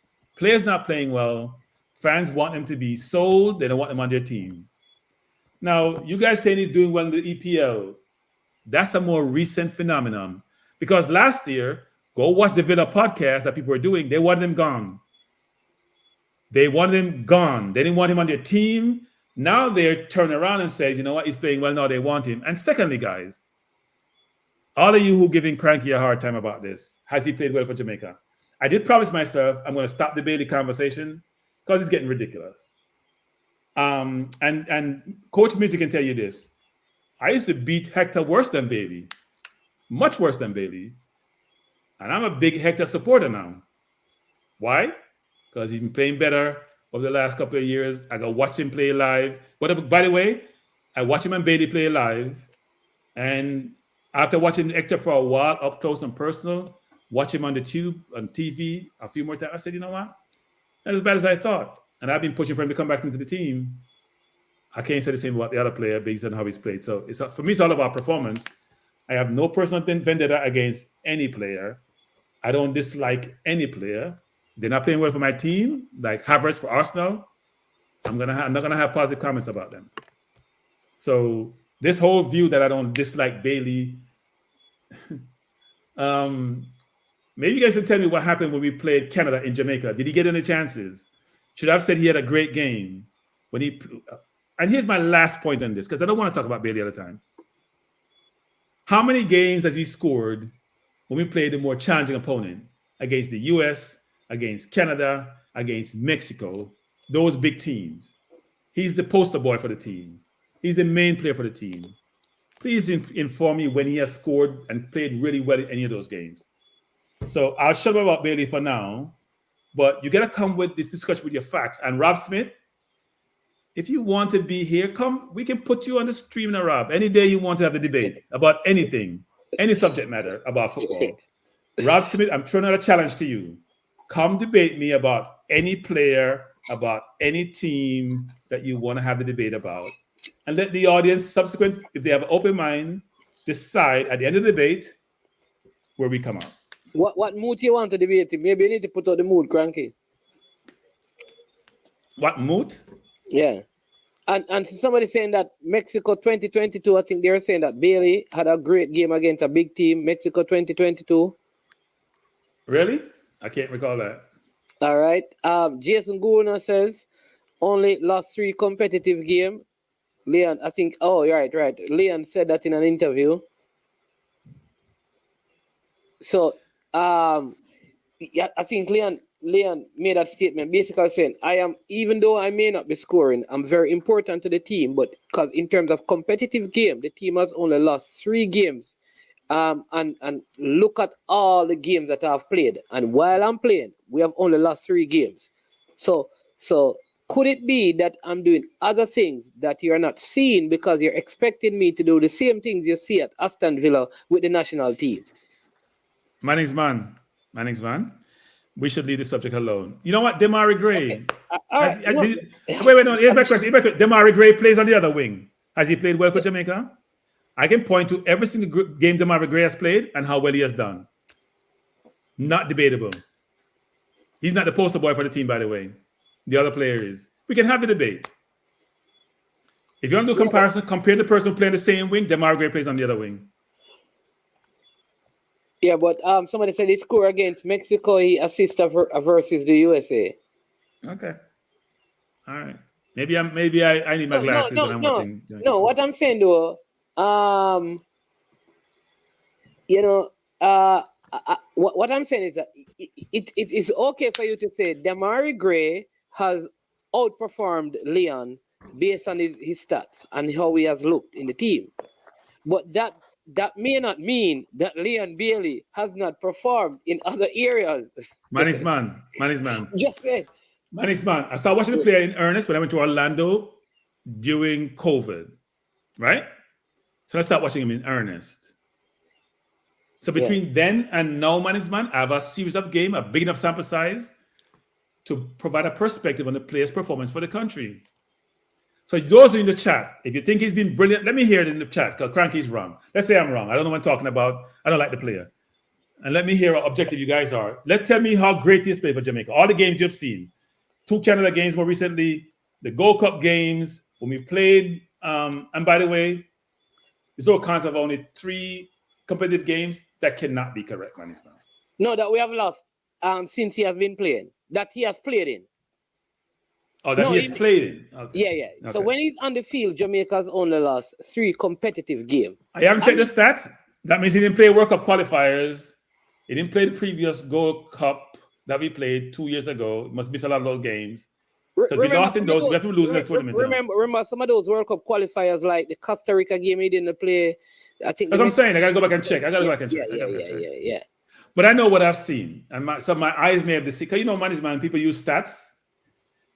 But based on the stats, wait, I'm going to go, like, people, because when I debate, I make sure I get my facts right. I'm going to get the stats, not just the eye test, but the stats test, the substance. So, Rob, whenever you're ready, Rob, and don't be in the corner criticizing, because I put myself out in the public domain when I criticize, Rob.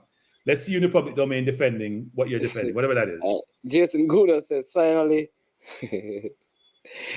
I'm not saying I'm wrong. You can, you know what, people say something rhetorical or use sarcasm, and you guys take it literally. Keep taking it literally. Keep taking it literally. When somebody tells you that they're wrong and they're laughing, saying it sarcastically, you think it's literal. Wow, that's amazing. So he only played 4 World Cup games, and we lost 1 out of the 4 that he played in. Played 4 World Cup games and we lost none. That's what he said. Oh, we lost none. Okay. Are we sure? You sure, Nitro, that we didn't lose? I have to go back and check. Rob, when you want to challenge Cranky, Rob. All right, but by the way, this concept and idea that because we didn't lose, I play well, is such a fallacy. It's like ridiculous comment. So because I played in the game and we didn't lose, that means I play well. What are you guys drinking? Okay. What are you guys drinking? So wait. So we played in Canada today. We won. The player played really well. When we won in Canada, when Lowe turned the game around, practically almost by himself, him and Nicholson, the player played really well. Because that's what you guys are saying, you know. Hey, listen to Cranky. Like, again, you know, when you talk about well, because he created an opportunity, though he didn't score, he hit the bar. Remember, in the Canada game, you know. So sometimes, is it good Man that... is man. I mean, Man is man. No, man is man. Let me say this. Saka stats this year, man is man for Arsenal are great. Yeah. He hasn't played well. Saka stats are off the chart. About 5 goals and 4 assists. He hasn't played well this season. Period. Not have no quiet game. Every time back in the come, he's a quiet game. Or somebody said the other day that was his worst game. He put a ball in the box in the last second of the game and they score, and the people say, "Oh, wonderful he is." But the 89 minutes he was awful. That is not saying you play well because you have an assist. All right. So Rob is saying that he would be a madman that's I don't think both of you disagree, because he's saying that he has not played up to his full potential for Jamaica, which is true. That's euphemism to saying he hasn't played well. He's played poorly in a lot of times. That's euphemism to say, if I say, "Oh, Manning's man, you know, you sometimes can be a little bit divisive in your comment." That's mild, Manning's man. Let me say, you know what, Manning's man, you just like videos, beat people all the time. Isn't there a difference in that? All you do is beat people, Manning's man, versus you're periodically divisive. Isn't that difference in that comment? So you can use whatever terminology and position your argument the way you want to. I say he's been poor in a lot of games. You may say he hasn't played up to his potential. There's a big difference in how that sounds. Not playing the potential could mean, you know what? He played okay. He could even play well. If you think he's an excellent player, he's played well. There's a big difference. Oh, brain, stop it. Come on, brain. Stop it. I just don't understand Manning's man. I'm not anti. Why would I want him anti-PD? I want Jamaica to win, and he's always going to play. So why would I want him not to? What is my rationale for not wanting Bailey to do well? Let me hear that rationale, people. So let me ask. Let me hear the rationale in the comment section. Rob, let me hear the rationale why I don't want Bailey to do well. Has Bailey been better for Aston Villa than he has been for Jamaica? Or anyone? Has Bailey been better for Aston Villa than he is for Jamaica?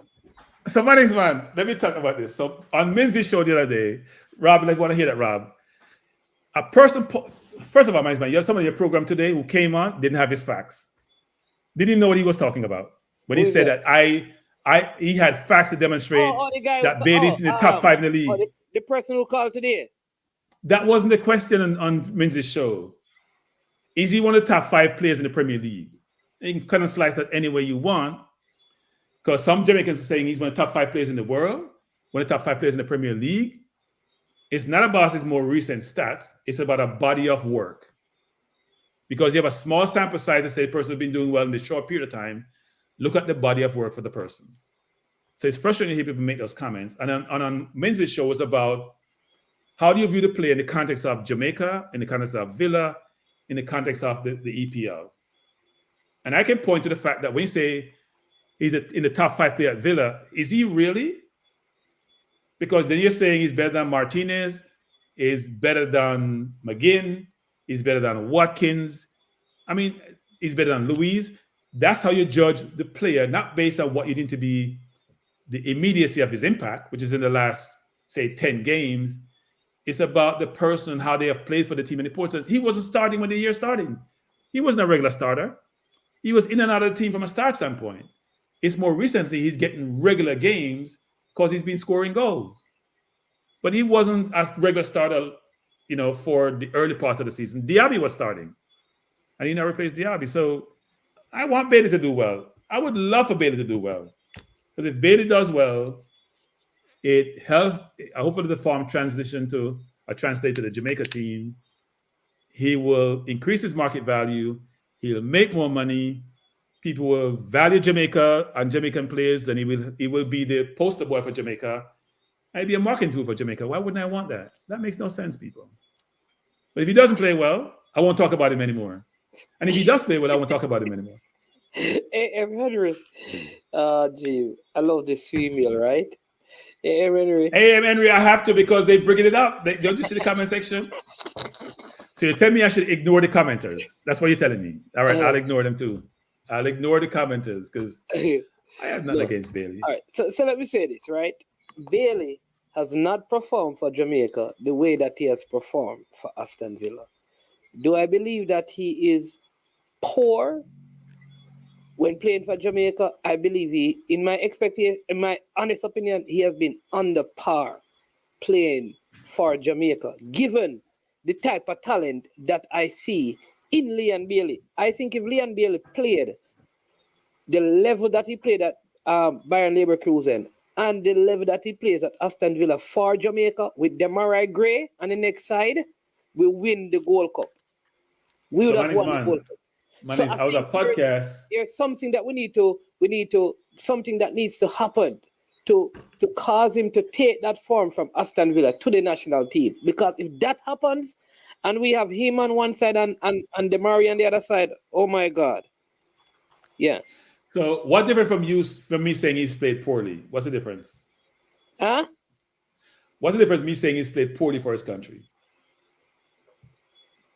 You say he's played to his potential, which is a wide range.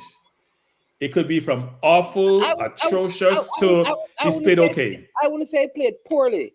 There are games that I think he has played poor, but I think they have been, in almost every game that he has played, he has created moments for the team as well, but below his standard. So to say that he has played poorly for Jamaica, there are games that I think he has played really well for Jamaica. Even that, was it Haiti game in Trinidad, where he made some volley pass. Hey, man. But we have to. I'm giving you games. Did you watch? No. I'm giving this. No. When people have to struggle, man. When your poster boy is a poster boy in a man. It's like De Bruyne for City, and we have to struggle to find a game that De Bruyne play well, man. And we're saying he's a poster boy and the main player. That's an interesting way of thinking about things, man. All right. That's all I say. All right. Did he play well in the Haiti versus Jamaica game? Yeah, he played well against Haiti versus Jamaica. Haiti. Haiti. Rank how much in the world? Okay. Like there are levels to this thing, man. There are levels. Okay. Levels in football. Talk to me about Canada. Talk to me about Mexico. Talk to me about Costa Rica. Talk to me about USA. Then we can have a conversation. Don't tell me about St. Kitts, even though some of those games you don't play well. I don't even count those games. Count the games that are meaningful. Don't people just beat up and not try. But in the USA game, in the Gold Cup, he wasn't poor. He just missed the penalty. He was okay, man. When you're a star player, man, like a Declan Rice. You hear me, man? Yeah. There's consistency of performance you're looking for them player. Consistent performance, a 7 out of 10 or better, game after game after game. Not a 7, then a 5, then a 4, then probably a 3, then a 6. It's all over the place, man. That's not a good thing. But you know what? I'm done with the Bailey conversation. And Henry, thanks for reminding me. I said I wasn't going to be going that route. I'm going to cut off the route. I'm going to cut it off. No more Bailey conversation. Dre, anyway, that said that the JFF has been listening to you to put all of his highlights on TikTok for the national team. How many highlights? 2? Yes, Stop me up. Stop me up. Look. I am not a Bailey hater. Though I have this misconception, I'm not a Bailey hater. I think the kid has potential. I just want him to play well. That's all. What? I don't think he can do it now, man. Maybe in a few years. International football is more difficult. Mexico, USA, Canada, Panama, Costa Rica don't have some of those weak defenders. What? Wait. Rob, what you said that? You're saying that Canada, Costa That's Rica, James. That's James Smith. That's James, Rob. James, you're saying that the USA defenders are better than the defenders in the EPL, and the Mexican defenders are better than the defenders in the EPL. James, are you serious, James? Management. You know what's funny about this management? If the argument was management, here's the thing. Here's what's funny about all of this management, because it's hard to make excuses in certain situations. If the argument was, you know what, the player has better players. I'm gonna stop calling names too, because I do that with some people. I don't call names anymore. If the player had better players around them at their club team, when they come to the national team, they don't have the same level. That's one argument one could make. You know what defeats that argument? Demarai Gray. Demarai Gray just totally destroys that argument, management. So we have run out of excuses, and we make more and more excuses. So, okay. Listen, I think Demarai Gray being older and more experienced, right? I would say that Demarai Gray is ahead of him right now. Just by his performances, we can say that. But Demarai Gray is older than Bailey, you know, by a couple of years at least. Demarai Gray has won a couple of years. He has also won. A couple of years. He has won the EPL as well, so he has a lot of experience. People don't listen. Demarai Gray has been playing in EPL a long time. Demarai Gray was playing in EPL. Demarai has never been a consistent starter, except maybe 2 years ago for Everton. Before that and subsequent to that, he had not been a consistent starter. He was not a consistent starter at Leicester. After Leicester won the Premier League, you know, he started playing way more. Especially when now when he went to Germany, maybe, but he was never a consistent starter, man. Never had a run of games where, you know what, he's assured to be in the team. Apart from Everton, before what's his name came in, Sam Dyche came in. Before Dyche came in, he was a regular starter for a season, but then he didn't work hard enough, so Dyche put him on the bench. Okay. His work rate wasn't there. That's why Dyche put him on the bench. But he's been brilliant for Jamaica. Yeah. So here's the people who say, you know what, the players played well. How many CONCACAF tournament team has the player made? Gray came and made the CONCACAF team of the tournament. In his only CONCACAF tournament, by the way. In his first season playing for Jamaica. He's the benchmark because he plays the same position, except on the opposite side. So anyway, we talked about the player enough, Manningsman. We should move away from one player. Yeah. It's not warranted. But I want to put this to rest that I don't dislike the player. I don't dislike any player. I may be critical of a player if they don't play well.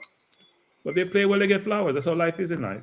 In any country, any team, any situation. You get flowers if you play well. You don't get flowers if you don't play well. Yeah. And you guys are biased. You know what you guys remind me of? Ramsdale at Arsenal. No, Ramsdale at Arsenal. So when Leno got fired and went to Fulham, nobody complained about Ramsdale taking his place, even though Ramsdale got relegated twice. As soon as another player coming and took Ramsdale's place, all hell broke loose. Because you know why? He's English. If an academy player in England play for a team, get pushed out for a foreigner, they complain. I don't know about anybody else, but I never believe that David Raya is a better keeper than Ramsdale. That is my reason for objecting to it. His stats are better. Yeah. Ramsdale's a walking mistake. And Raya is not?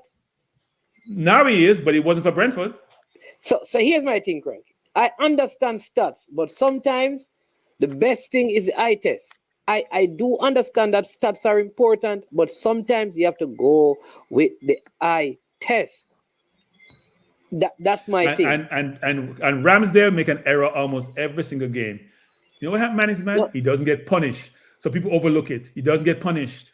No, but Cranky, do you know that so far this season, David Raya has given up cost Arsenal more points than Ramsdale cost Arsenal all of last season? He's been poor. But man, he's been poor. Okay. It's not debatable. But he was not at Brentford. He was very good at Brentford.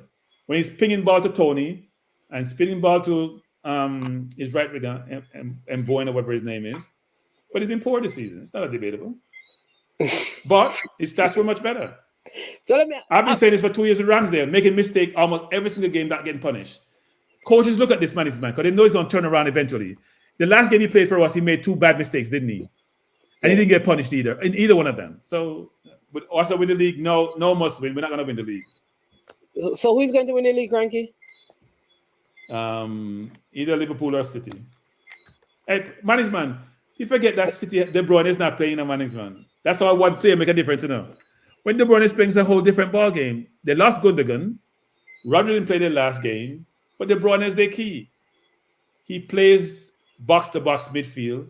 He sets up goals. He scores goals. He gets Haaland involved in the game 24/7. When he comes back, they'll be in a striking zone distance. Liverpool will be close because Liverpool have a good team.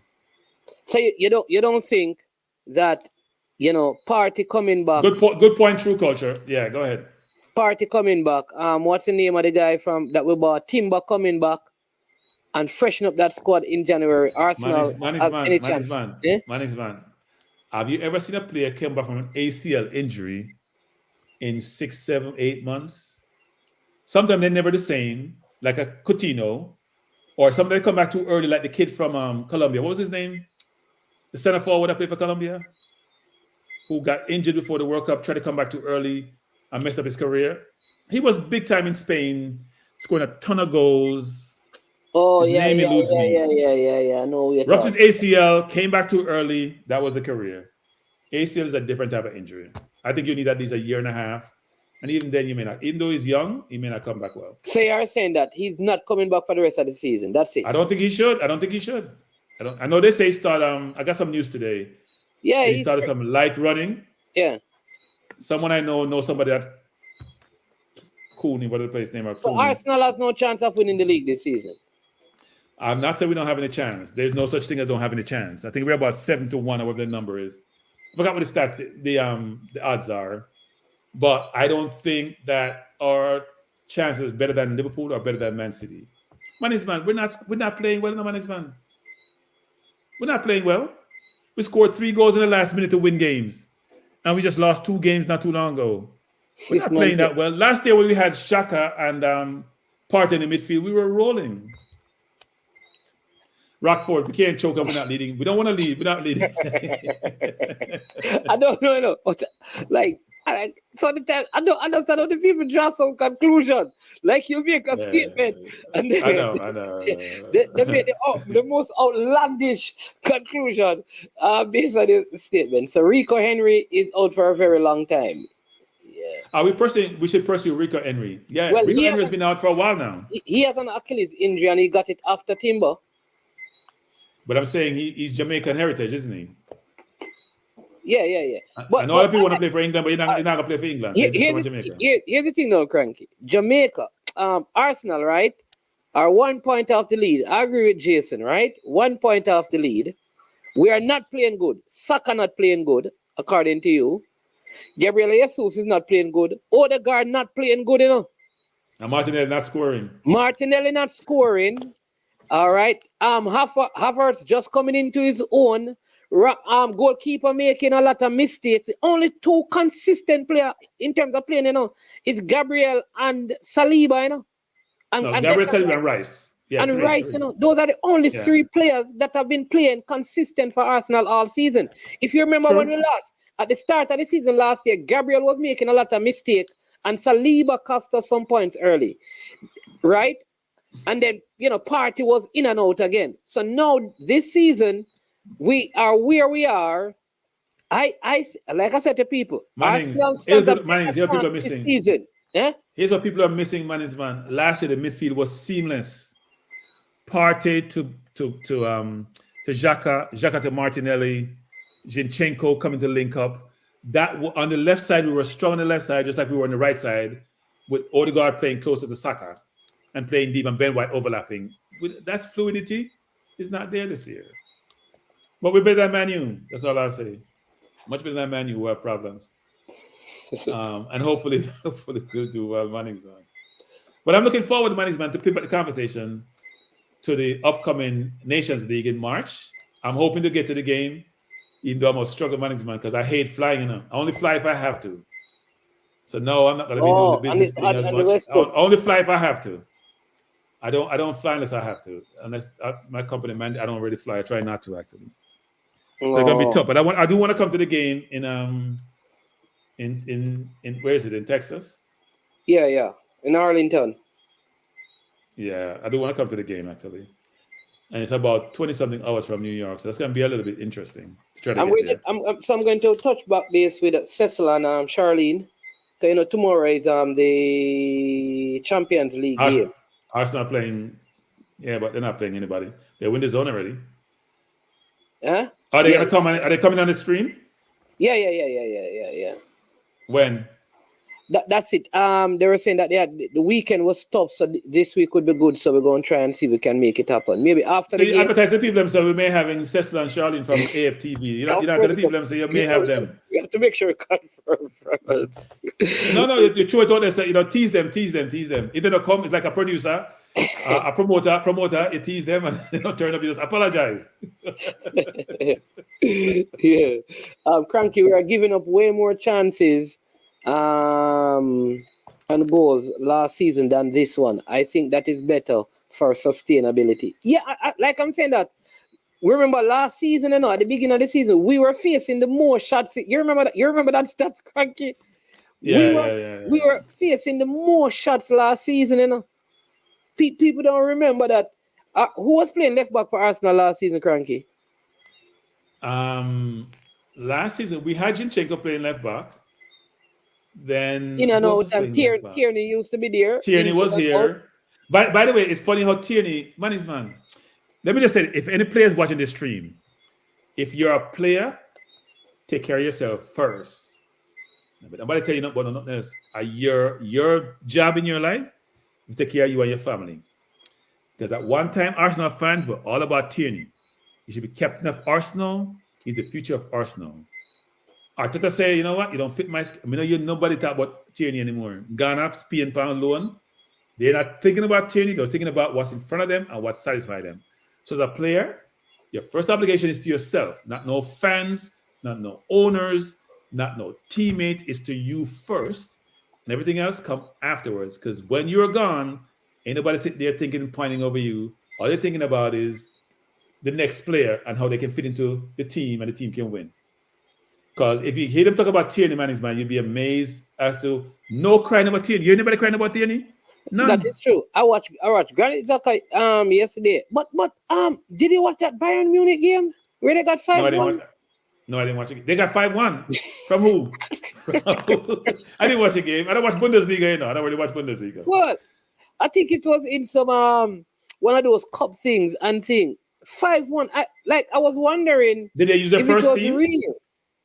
Yes, all Harry Kane and Sane and all of those. Yeah, so I'm wondering. Oh, that's why I hear at Star Sports they're talking about. Yeah. They're gonna take it out of Manu.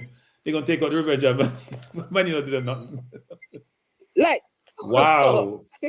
So I'm thinking like, is this like a replay? Then I see like Harry Kane with his head down. Oh, it was the league. Yeah, and yeah, man, Sane, all of them were there. 5-1. 5-1. Yeah, that's not good. That's like Jamaica beating Canada 3-1. Because that was a surprise result for playing in Canada. Management, you notice that? Management, what do you realize, Management? That both the women's team and the men's team lost at home to Canada and beat them in their own backyard. You realize that? Yep. Which means the office is not an office. Huh? The office is a co-pen. It's not an office. Yeah, here's what I think. So here's what I think, Cranky. I honestly believe if Jamaica got more home support at those two games, we would not. We have no support at home. We have no support. They work at home in Canada because Canada was a much more supportive environment for the players. I also realize that the teams play better away from Jamaica. I don't know if it is the surface. The surface is better. And most of the players in Jamaica and developed players play overseas and in better environment, probably, in terms of the surfaces. So that may be part of the issue. Did you hear the coach lament the concern about the temperature that we're going to have in the summer? Yeah. Because he realized, he's smart enough to realize that, you know what, these players don't really play in this temperature. Yeah. And people have no idea, man, how hot Texas gets in the summer. Those English players will not believe what they're going to experience. James, listen, there's no player that the coach has any issue with. No player at all. So if there's a player out there, he said that he's having camps in January. He said that. So let's see if East is available. Maybe he can look at him. You understand me? But man, here's my concern about some of these comments, man, because I heard your program today. So those who in the comments, and fans in general realize this, they're levels to football, right? They're levels to football. So if I'm playing in the JPL or Manning Cup, it's a different level if I play in some higher league in Europe or even the MLS. They're higher leagues. So I have to see you test yourself again in those leagues to then assess you. I can't just assess you based on local competition when the competition is not stiff enough. So I can see your true capability. The more you step up, the more people can assess your competence and your ability and how you can compete at the highest level, which is eventually we're going to end up playing against. So people got to understand that. I don't think people say, oh, this person is dominating this league. They dominate JPL. Are they going to be able to dominate MLS or dominate Championship or dominate Premier League or dominate League One? We have to see them in those leagues first before we can make that assessment. So they need to transition their playing skills overseas and try to get contracts to allow them to perform against stiffer competition. So you can judge them. Javon East is where? In Costa Rica? Yeah. It's not the toughest league in the world. How many Costa Rica national players actually play the league?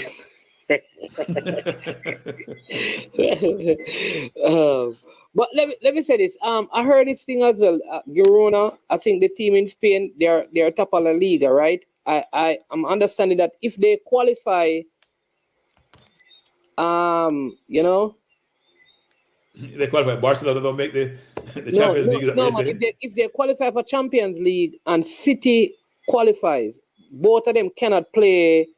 Both of them cannot play in the Champions League because they have the same owner. That's interesting. That's Girona and Man City. It's the same ownership group that owns both clubs. So isn't that the same with Nice and Man U? I'm not sure I understand that. Nice and Man U the Man U owner who now owns 25% of Man U, doesn't he also own Nice in Germany in France? You should check on that. Yeah, that's what I heard, that if Girona qualified because it is a same ownership group. I don't know. I think I heard it on one of those channels. But I'm just seeking to clarify, Jason Guna. But I've heard it. Well, the way they're playing, they're gonna make the way they're playing, they're making Champions League if they keep on the same form. So it's more like City not going to make it. Well, depends if they're defending champions or not. And he's saying it's not Nice, Crank is Strasbourg. Really? Yeah. We sure about that? Yeah. RB Leipzig and RP Salzburg are both in the Champions League at the same time, and it's the same ownership group. Are you sure? Man, when people are making these comments, we should be very careful with the comments. So who just says I'm wrong? Man, go back. Who says I'm wrong? Who says I'm wrong? So Sir Jim Ratcliffe, the richest man in England, I think he owns Nice, and I think he owns 25% of Man U when the transaction culminates, which is supposed to be soon. Oh, Sam don't own any part of Manchester United yet? No, he's going to own 25%, man. Stop saying you don't own anything yet. He's going to own 25%. Which means he owns part of it. And they say he's going to be given authority to make decisions. So if that's the case, if that materializes, the deal gets culminated and that occurs, then if Man U makes the Champions League, which is very far-fetched at the moment, and Nice makes it, you're saying one of them can't play. Now, when we say ownership, is it majority ownership? Is it I have a percentage interest in the company, in the team? What does ownership entails? Yeah. Right? Because if I don't own more than 51%, if I don't own 51%, that means I'm not the principal owner. Oh, right? He's apologizing, Cranky. He says sorry. So I got one thing right. That's good. Yeah. So like I don't know people, but that's what I heard. No problem, Nitro. No problem. I would just ask because I think like what it is though, Cranky. I think there's a difference. Remember, Manchester don't have like shares with different persons. It's one ownership group. No, Man U have shares. No, Man City have shares. Man City. Yes.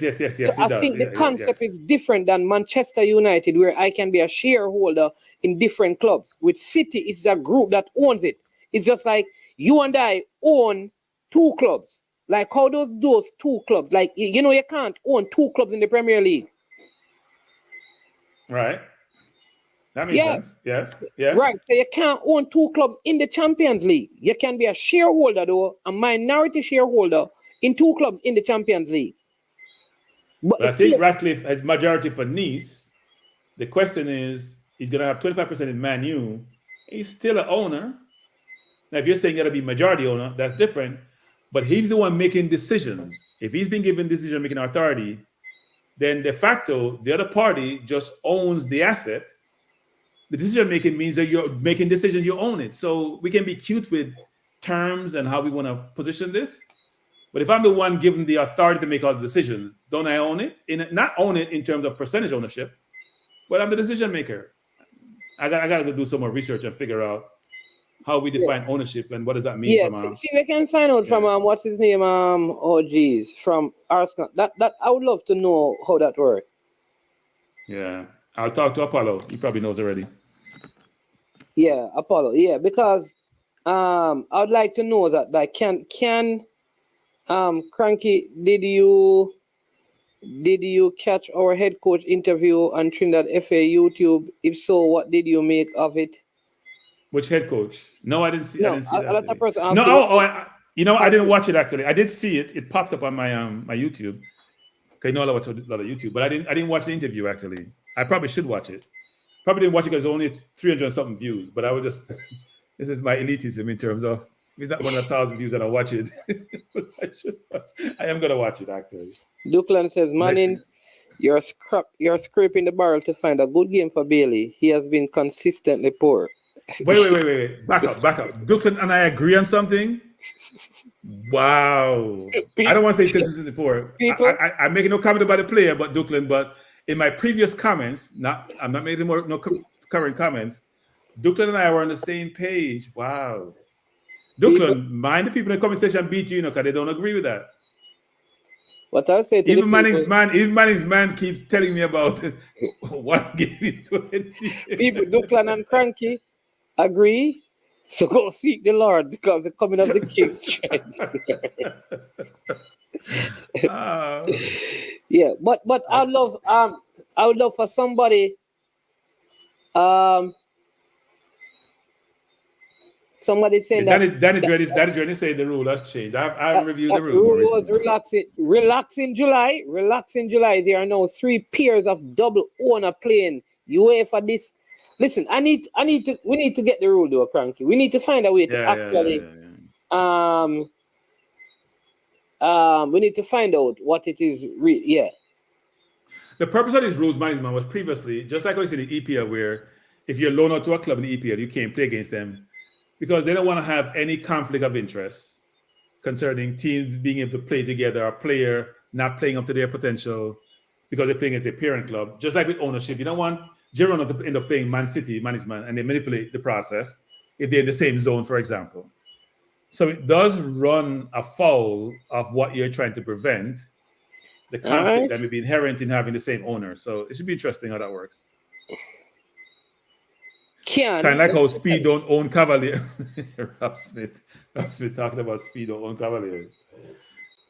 Can 2 clubs with the same owner, let's just type in it easy, same owner, play in the Champions League together? Let's find out. In the Champions League.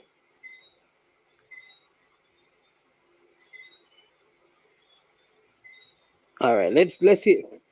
UEFA integrity of the UEFA club competition independent club rule was adopted and became effective in 2001. This states that no 2 clubs or more participating in a UEFA club competition may be directly or indirectly controlled by the same entity or managed by the same person. What does own mean? Is that majority owner? Yeah. What does own mean? Well, when you say own, is that 1%? Am I own if I have 1% or 10% or 20%? What does own mean? Or am I have a controlling interest?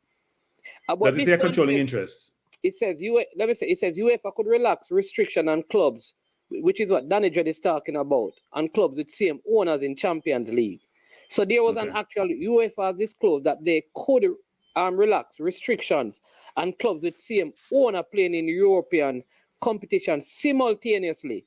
Right, so UEFA's forced sister club like RB Leipzig and RB Salzburg to show a clear separation of power and authority between both clubs to avoid conflict of interest. And it makes sense because you don't know who is going to be drawn in the same group, because Girona and City could be drawn in the same group and one could allow one to beat the other to go through. It makes sense. It makes sense. Yeah, I hear you. So Mr. United telling Dockland how we should think. Like, Mr. United, why does Dockland have to manage what he thinks versus what you think? You may have different way of assessing a player's performance. His standards may be higher than yours, which apparently it is. Much higher. He should fix his speech. I don't understand what you're trying to tell me. Dockland is smart enough to know what he's saying. He doesn't need to fix his speech. But anyway, I love how we like to tell people how they should think, what opinion they should provide, but we can't tell you what you should think and what your opinion should be. It's his perspective. And Douglas is smart enough to know exactly what he's saying. What nightmare are you waking up from, Cranky? Mr. Porter said that he's glad that you're finally waking up from that nightmare.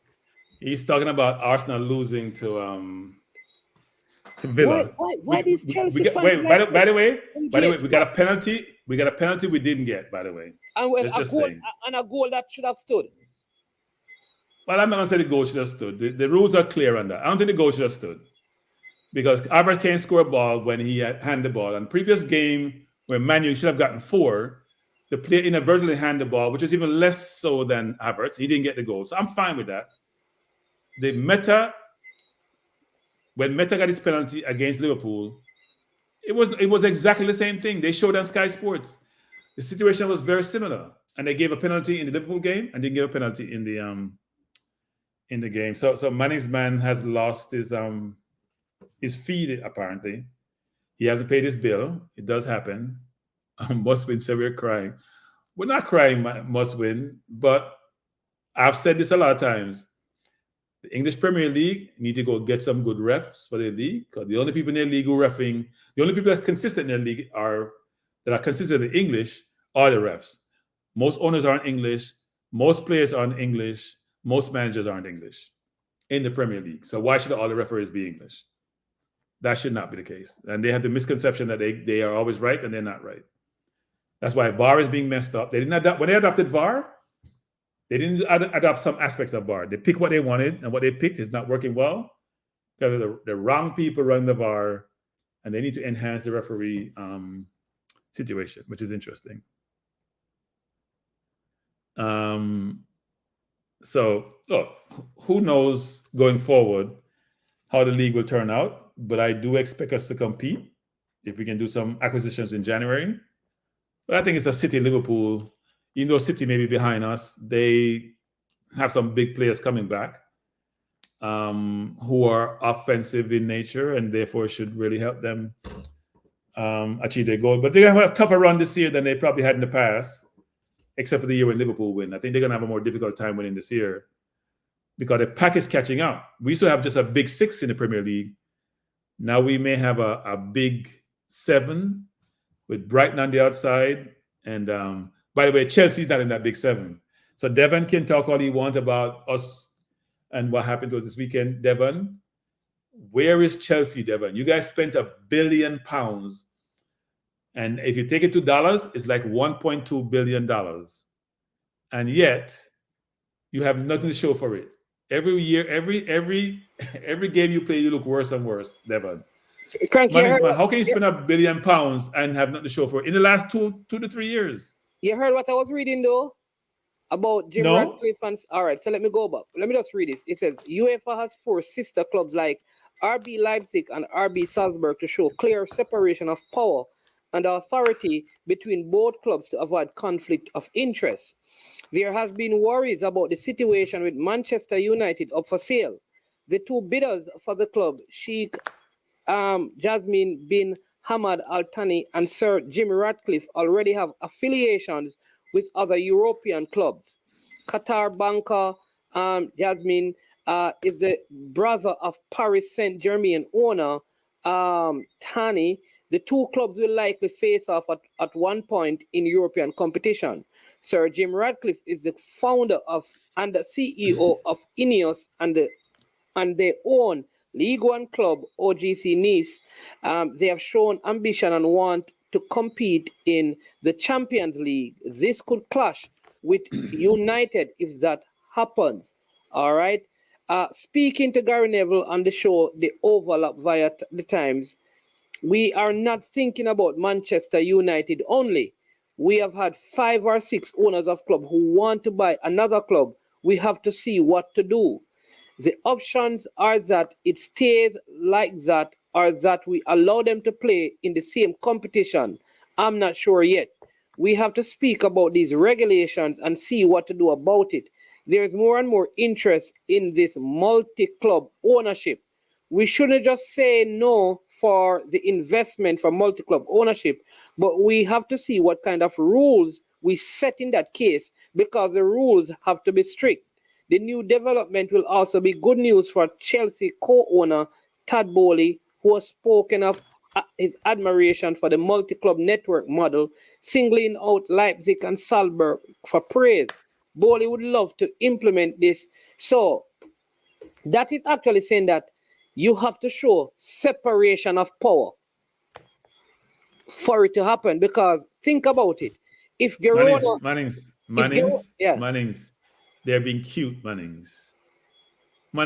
If you own something, Manning, you own it. What's separation of power?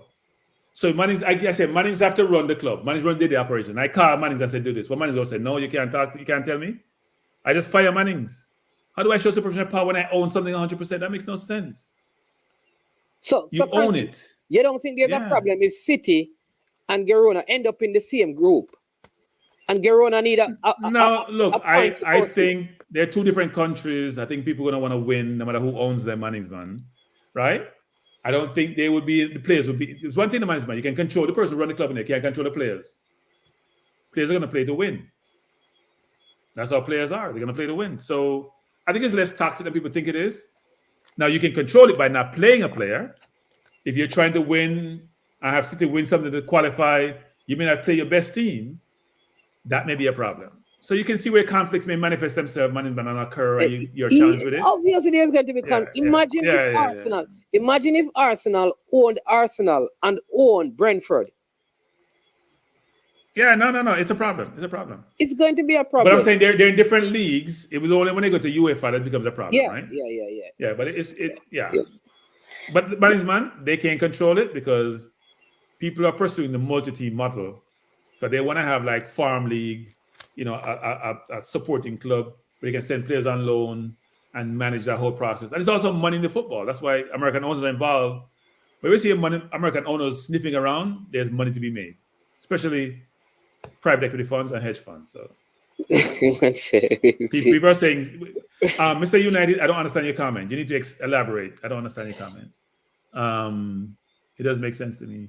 And Anthony's saying, like speed and a JFF. Hey, I'm not going to touch that, but Anthony, you make a good point. You make a very good point. The conflict is so inherent in that construct. It's amazing. I see Jason Guna saying, we see what management would do if he owned 2 clubs. Then if Arsenal own, listen, you think if Arsenal own Brentford and own Arsenal, Brentford can beat Arsenal? That not going to happen. We have to get them 6 points because we are going to try to win the league. I think Manning's man is only saying that because the person who is subservient to a higher order and believe that things should be done in a certain way and fairness and truth and no fraudulent activities, he would never think that way. He just misspoke. So we have to forgive him. He misspoke. So Cranky, let me ask you. Arsenal owns Brentford. Arsenal need 3 points to win the league. And you're playing Brentford. And you own both. And Brentford's going to get relegated. No. And Brentford is mid-table. Yeah. No.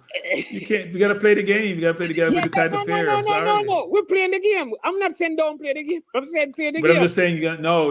You can't. So that's the problem that UEFA trying to prevent. That's what they're trying to prevent. Exact same scenario. What that is all right. But Jeremy and Miller, you're the final caller, and then we're going to close the show.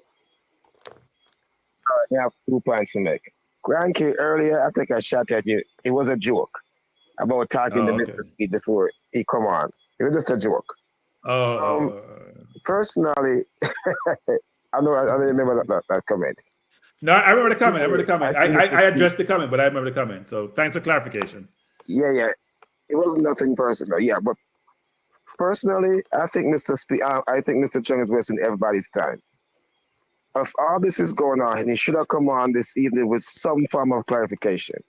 If someone accused you of not doing something and you have them on, he should get some clarification, unless there's something that we don't know, right? I'm just saying, after all this nonsense, man, this is going on, he should have some clarification coming on. I don't say nothing at all. But he want to talk about money, but can't get into details. According to shareholders, and we have to speak about this money, have to speak about, but he cannot give you who did not get paid. If that was an issue, he should have demanded. Don't stop until he gets names. That's what I'm saying. The next issue, I heard you guys were talking about Liam Bailey earlier. I agree with you, Cranky. When he plays for his club, he goes 100. Jeremy, yeah. Do you ever disagree with Cranky? All the time. Yes. Okay. I'm just sometimes. All the time. I'm just checking. Duckland, Rob Smith, Jeremy, it's about those resonate with me. Every time he rang me, I have to lace him up. When he rang me, I have to lace him up. Okay, that's the thing with me, the man is, man. I keep it straight down the fig, But yeah, I have to agree with you on that. Which I'm doing this, debate every day. When they played Aston Villa, as a matter of fact, a lot of people don't even know this. The fans were calling for his head a few months ago. I think it was last season. He wasn't doing that well, and the fans was, but he has to step up at Aston Villa because he was benched. And there's 2 or 3 guys there ready to take his spot. With us, we don't get Liam Bailey. We get something else. I don't want to be rude and disrespectful. He does not play well for us. Who want to get mad? It's the truth. He needs to have some fire under him foot. So listen, if you don't play well, you're going to get benched or something. He gives excuse about the pitch, about this. He personally said the pitch and, no, what may I go through? Well, we don't know if it's a psychological thing that's true. But we just want you to step up. We love you. Let me say it again. Bailey, we love you. We don't hate you. We just want you to come here with the same attitude and respect you to Aston Villa. With the same thing for you. We love you, Bala. We love you. That's all me I say. All right? Enjoy the rest of the night, folks. All right, blessings. Jermaine. I think Jermaine said one thing's wrong. He says he's not playing well. That's not true, Jermaine. He's not playing up to his potential. That's what I heard tonight. You can't say he's not playing well. Can't say he's not playing poorly. He's not playing in terms of potential. That's the common phrase we're going to use nowadays, a potential issue. I know potential is what you can be now. I have no idea what certain players can be. That's what potential is supposed to be. What you can be, but I have no idea what they can be. All right. I can only go by the performances. You know what I also did? Talk to the people. Told the people that I would have John Wall on. He wasn't able to come on today because he had the under-20 group that he's working with. That is the domestic-based players. And so he was looking at them, working with them today. All right. So that is one thing. Tomorrow I'm going to get some information from him, so you can we're going to see. Somebody's man, I might send you something today where this young player, was Jamaican heritage, got signed for Valencia. Yes, he's 15. So he's probably around that age. I got to get his age actually, but it was somebody I worked with a long time ago, maybe 20 years ago, on my Facebook page. But you always see my pictures with son playing football, so I'm pleased to see he got a contract with Valencia in Spain overseas. He's probably. I need to get his age, because if he can play under 17, that's a good one right there. I'm telling you. Yeah. But he's Jamaican heritage. Yeah. Yeah, I would love to, recommend him for the under 17 if he's that age and and he's there. So check it out and think, because I don't even know. Well, the question is, will you want to play for Jamaica or the US? That's the question. We have to find out about that actually. Never I don't know, knows. but it's good. It's good to see though. It's good to see that players from here at a very early age who play outside of those countries get a chance to play in the academies actually. Because I know he normally goes on tours, is my understanding. So. And maybe Jamaica should do more of that, Mannings, man. So we seem to see we have a lot of young, very young players with a lot of potential early, but at some point it does materialize. And maybe they just need to be in the right environment. So if they get to tour more and play against some of these teams, maybe we'll have some more of those who get opportunities. Because the teams are going for them younger and younger. As soon as they show great potential, they snap them up. Yeah. Yeah. So. All right. All right, Mannings, man. Get to my bedtime. Yeah. Close to Hala Madrid. Don't worry yourself. If I had a number, I'd send you that video. I can't. I was trying to see if I could bring it up now, but is that a real video or somebody just put something up? Because you know people can manipulate these things nowadays. No, it's actually a real video, you know. But what was he doing? Was he expressing himself emotionally? We can't use certain words nowadays. Was he expressing himself emotionally? Apparently, yeah, he was expressing himself emotionally. Very emotionally. Yeah. I'm curious to see whether that's the case. That's interesting.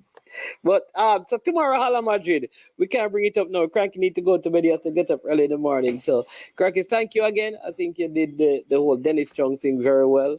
I know sometimes the people believe that what they want is not what they get in, but I thought creating hostility never really. But Mannings, man, let me say one thing before I go, people. From what Dennis said tonight, it's my disappointment, Mannings, man. I didn't hear any showstoppers, Mannings, man. I'm so disappointed that the girls didn't participate to get a chance to go to the Gold Cup because I heard nothing tonight. If they get paid from October and it was a mania money issue, there are other issues, Mannings, man, which may not be coming out. Not because Dennis is not being transparent, maybe just not being coming out. Because you know how it goes, Mannings, man. The girls may have a problem and they're not bringing everything to the table because they want to work through certain things first and they do it hierarchically. I feel like only two things can happen. They identify who didn't get paid or they retracted the statement. That is the only two things could happen. I don't think either is going to happen. I think they're going to come and say, we resolve it. That's what's going to happen. So we will never. And then we'll never know. And then the question is, what's the other problem that you have? What are those other problems that we don't know about that you have that needs to be addressed? Because Dennis seemed to allude to the fact that it may be not material, and I think it may be. Yeah. So we'll see. Yeah, man. Yeah. But thank you so much, man. So tomorrow after the game, let's see if we can get Cecil and Charlene on. Oh, you're gonna have them early. I won't be able to make it then because I'll probably do it because remember there are 6 hours. They have 5 hours. They have 5 hours ahead. 5 hours. 5. Yeah. And I don't get home from work till like 6:37. Oh, so if we do it, I wonder if it has to be like 11 o'clock. No, it's late for them. It's late. No, if we do it at 7. That's 12 o'clock for them. They can't do that. Yeah, let's find out. You got talk to them. Yeah, let's find out and thing. Yeah, man. But thanks again. Peace out and thing. And bless up all of what. Frankie, listen, all for right. Persons who are in the comment section, we thank you for being a part of the show. The interaction has been good. I know many of you are taking on each other in the comment section. But Rob, some of you need to AM Henry and Rob. Some of you need to make your faces be known by the people. Yes. Because Rob Cranky. You can't be on the wall and hide and criticize. You can't be on the wall and hide and criticize. You have to come out. Rob has been one of the most strident person in the comment section, but he doesn't want. I don't know why. And then AM Henry always have these very insightful thoughts, but she keeps hiding. No, I think the main person actually is Brain Drain is the main person, but I mean he's decided that he doesn't want to be in the public eyes. Brain, they can't wear a mask in a Brain. They can't wear a mask. I think Brain. I Rob, you don't want to see your face. You can't wear a mask. Just come up on the program. You can't wear a mask. I think Brain Drain is actually off the chat right now. I think so. I think Brain Drain is actually off the chat right now. Big up yourself, Brain Drain. Oh my word. Yeah, man. All right, All right, Cranky. management. Yeah, Later. man. Bless up. Yeah, man. Okay. Good. Yeah. All right. So people, listen. Big thank you for being a part of the show. That was Stan Cranky right there. Look out because he has his big show coming up next year. We'll be doing a lot of social issues, commentary, and thing. You know, big up to every single one of you. There are so many of you that have been a part of this. Big up to all the other vloggers who are on the show tonight. You understand me? Thanks for the support. You understand me? For just being here and turning up because, you know, you have a following. When you come on the platform, the people who follow you come on the platform. So thanks to every one of you. To all the moderators, big up yourself. You understand me? For the persons who challenge me every day and question the arguments, I appreciate you all because the cake it tastes good because every ingredient is necessary and they are not good by themselves. You know, you don't do the egg and those things. So we add everything together to make it big. So we appreciate that. You understand me? We may not always agree. We may debate, but let it just be that. Let when we meet, we can greet each other in a most respectful way. Because if we can have these interactions here and then meet in public and show respect to each other, then it means that Jamaica will see a change. And we in these spaces can bring major transformation across Jamaica. Let the peace begin in the sporting discussions on these platforms.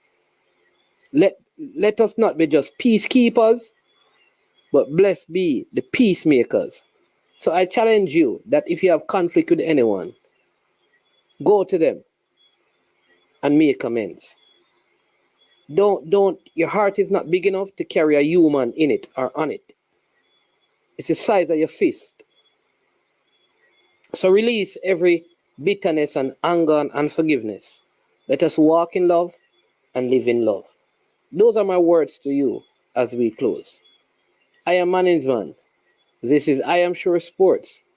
And you know when it gets to this point of the show, we say we are over and we are O-U-T out of here.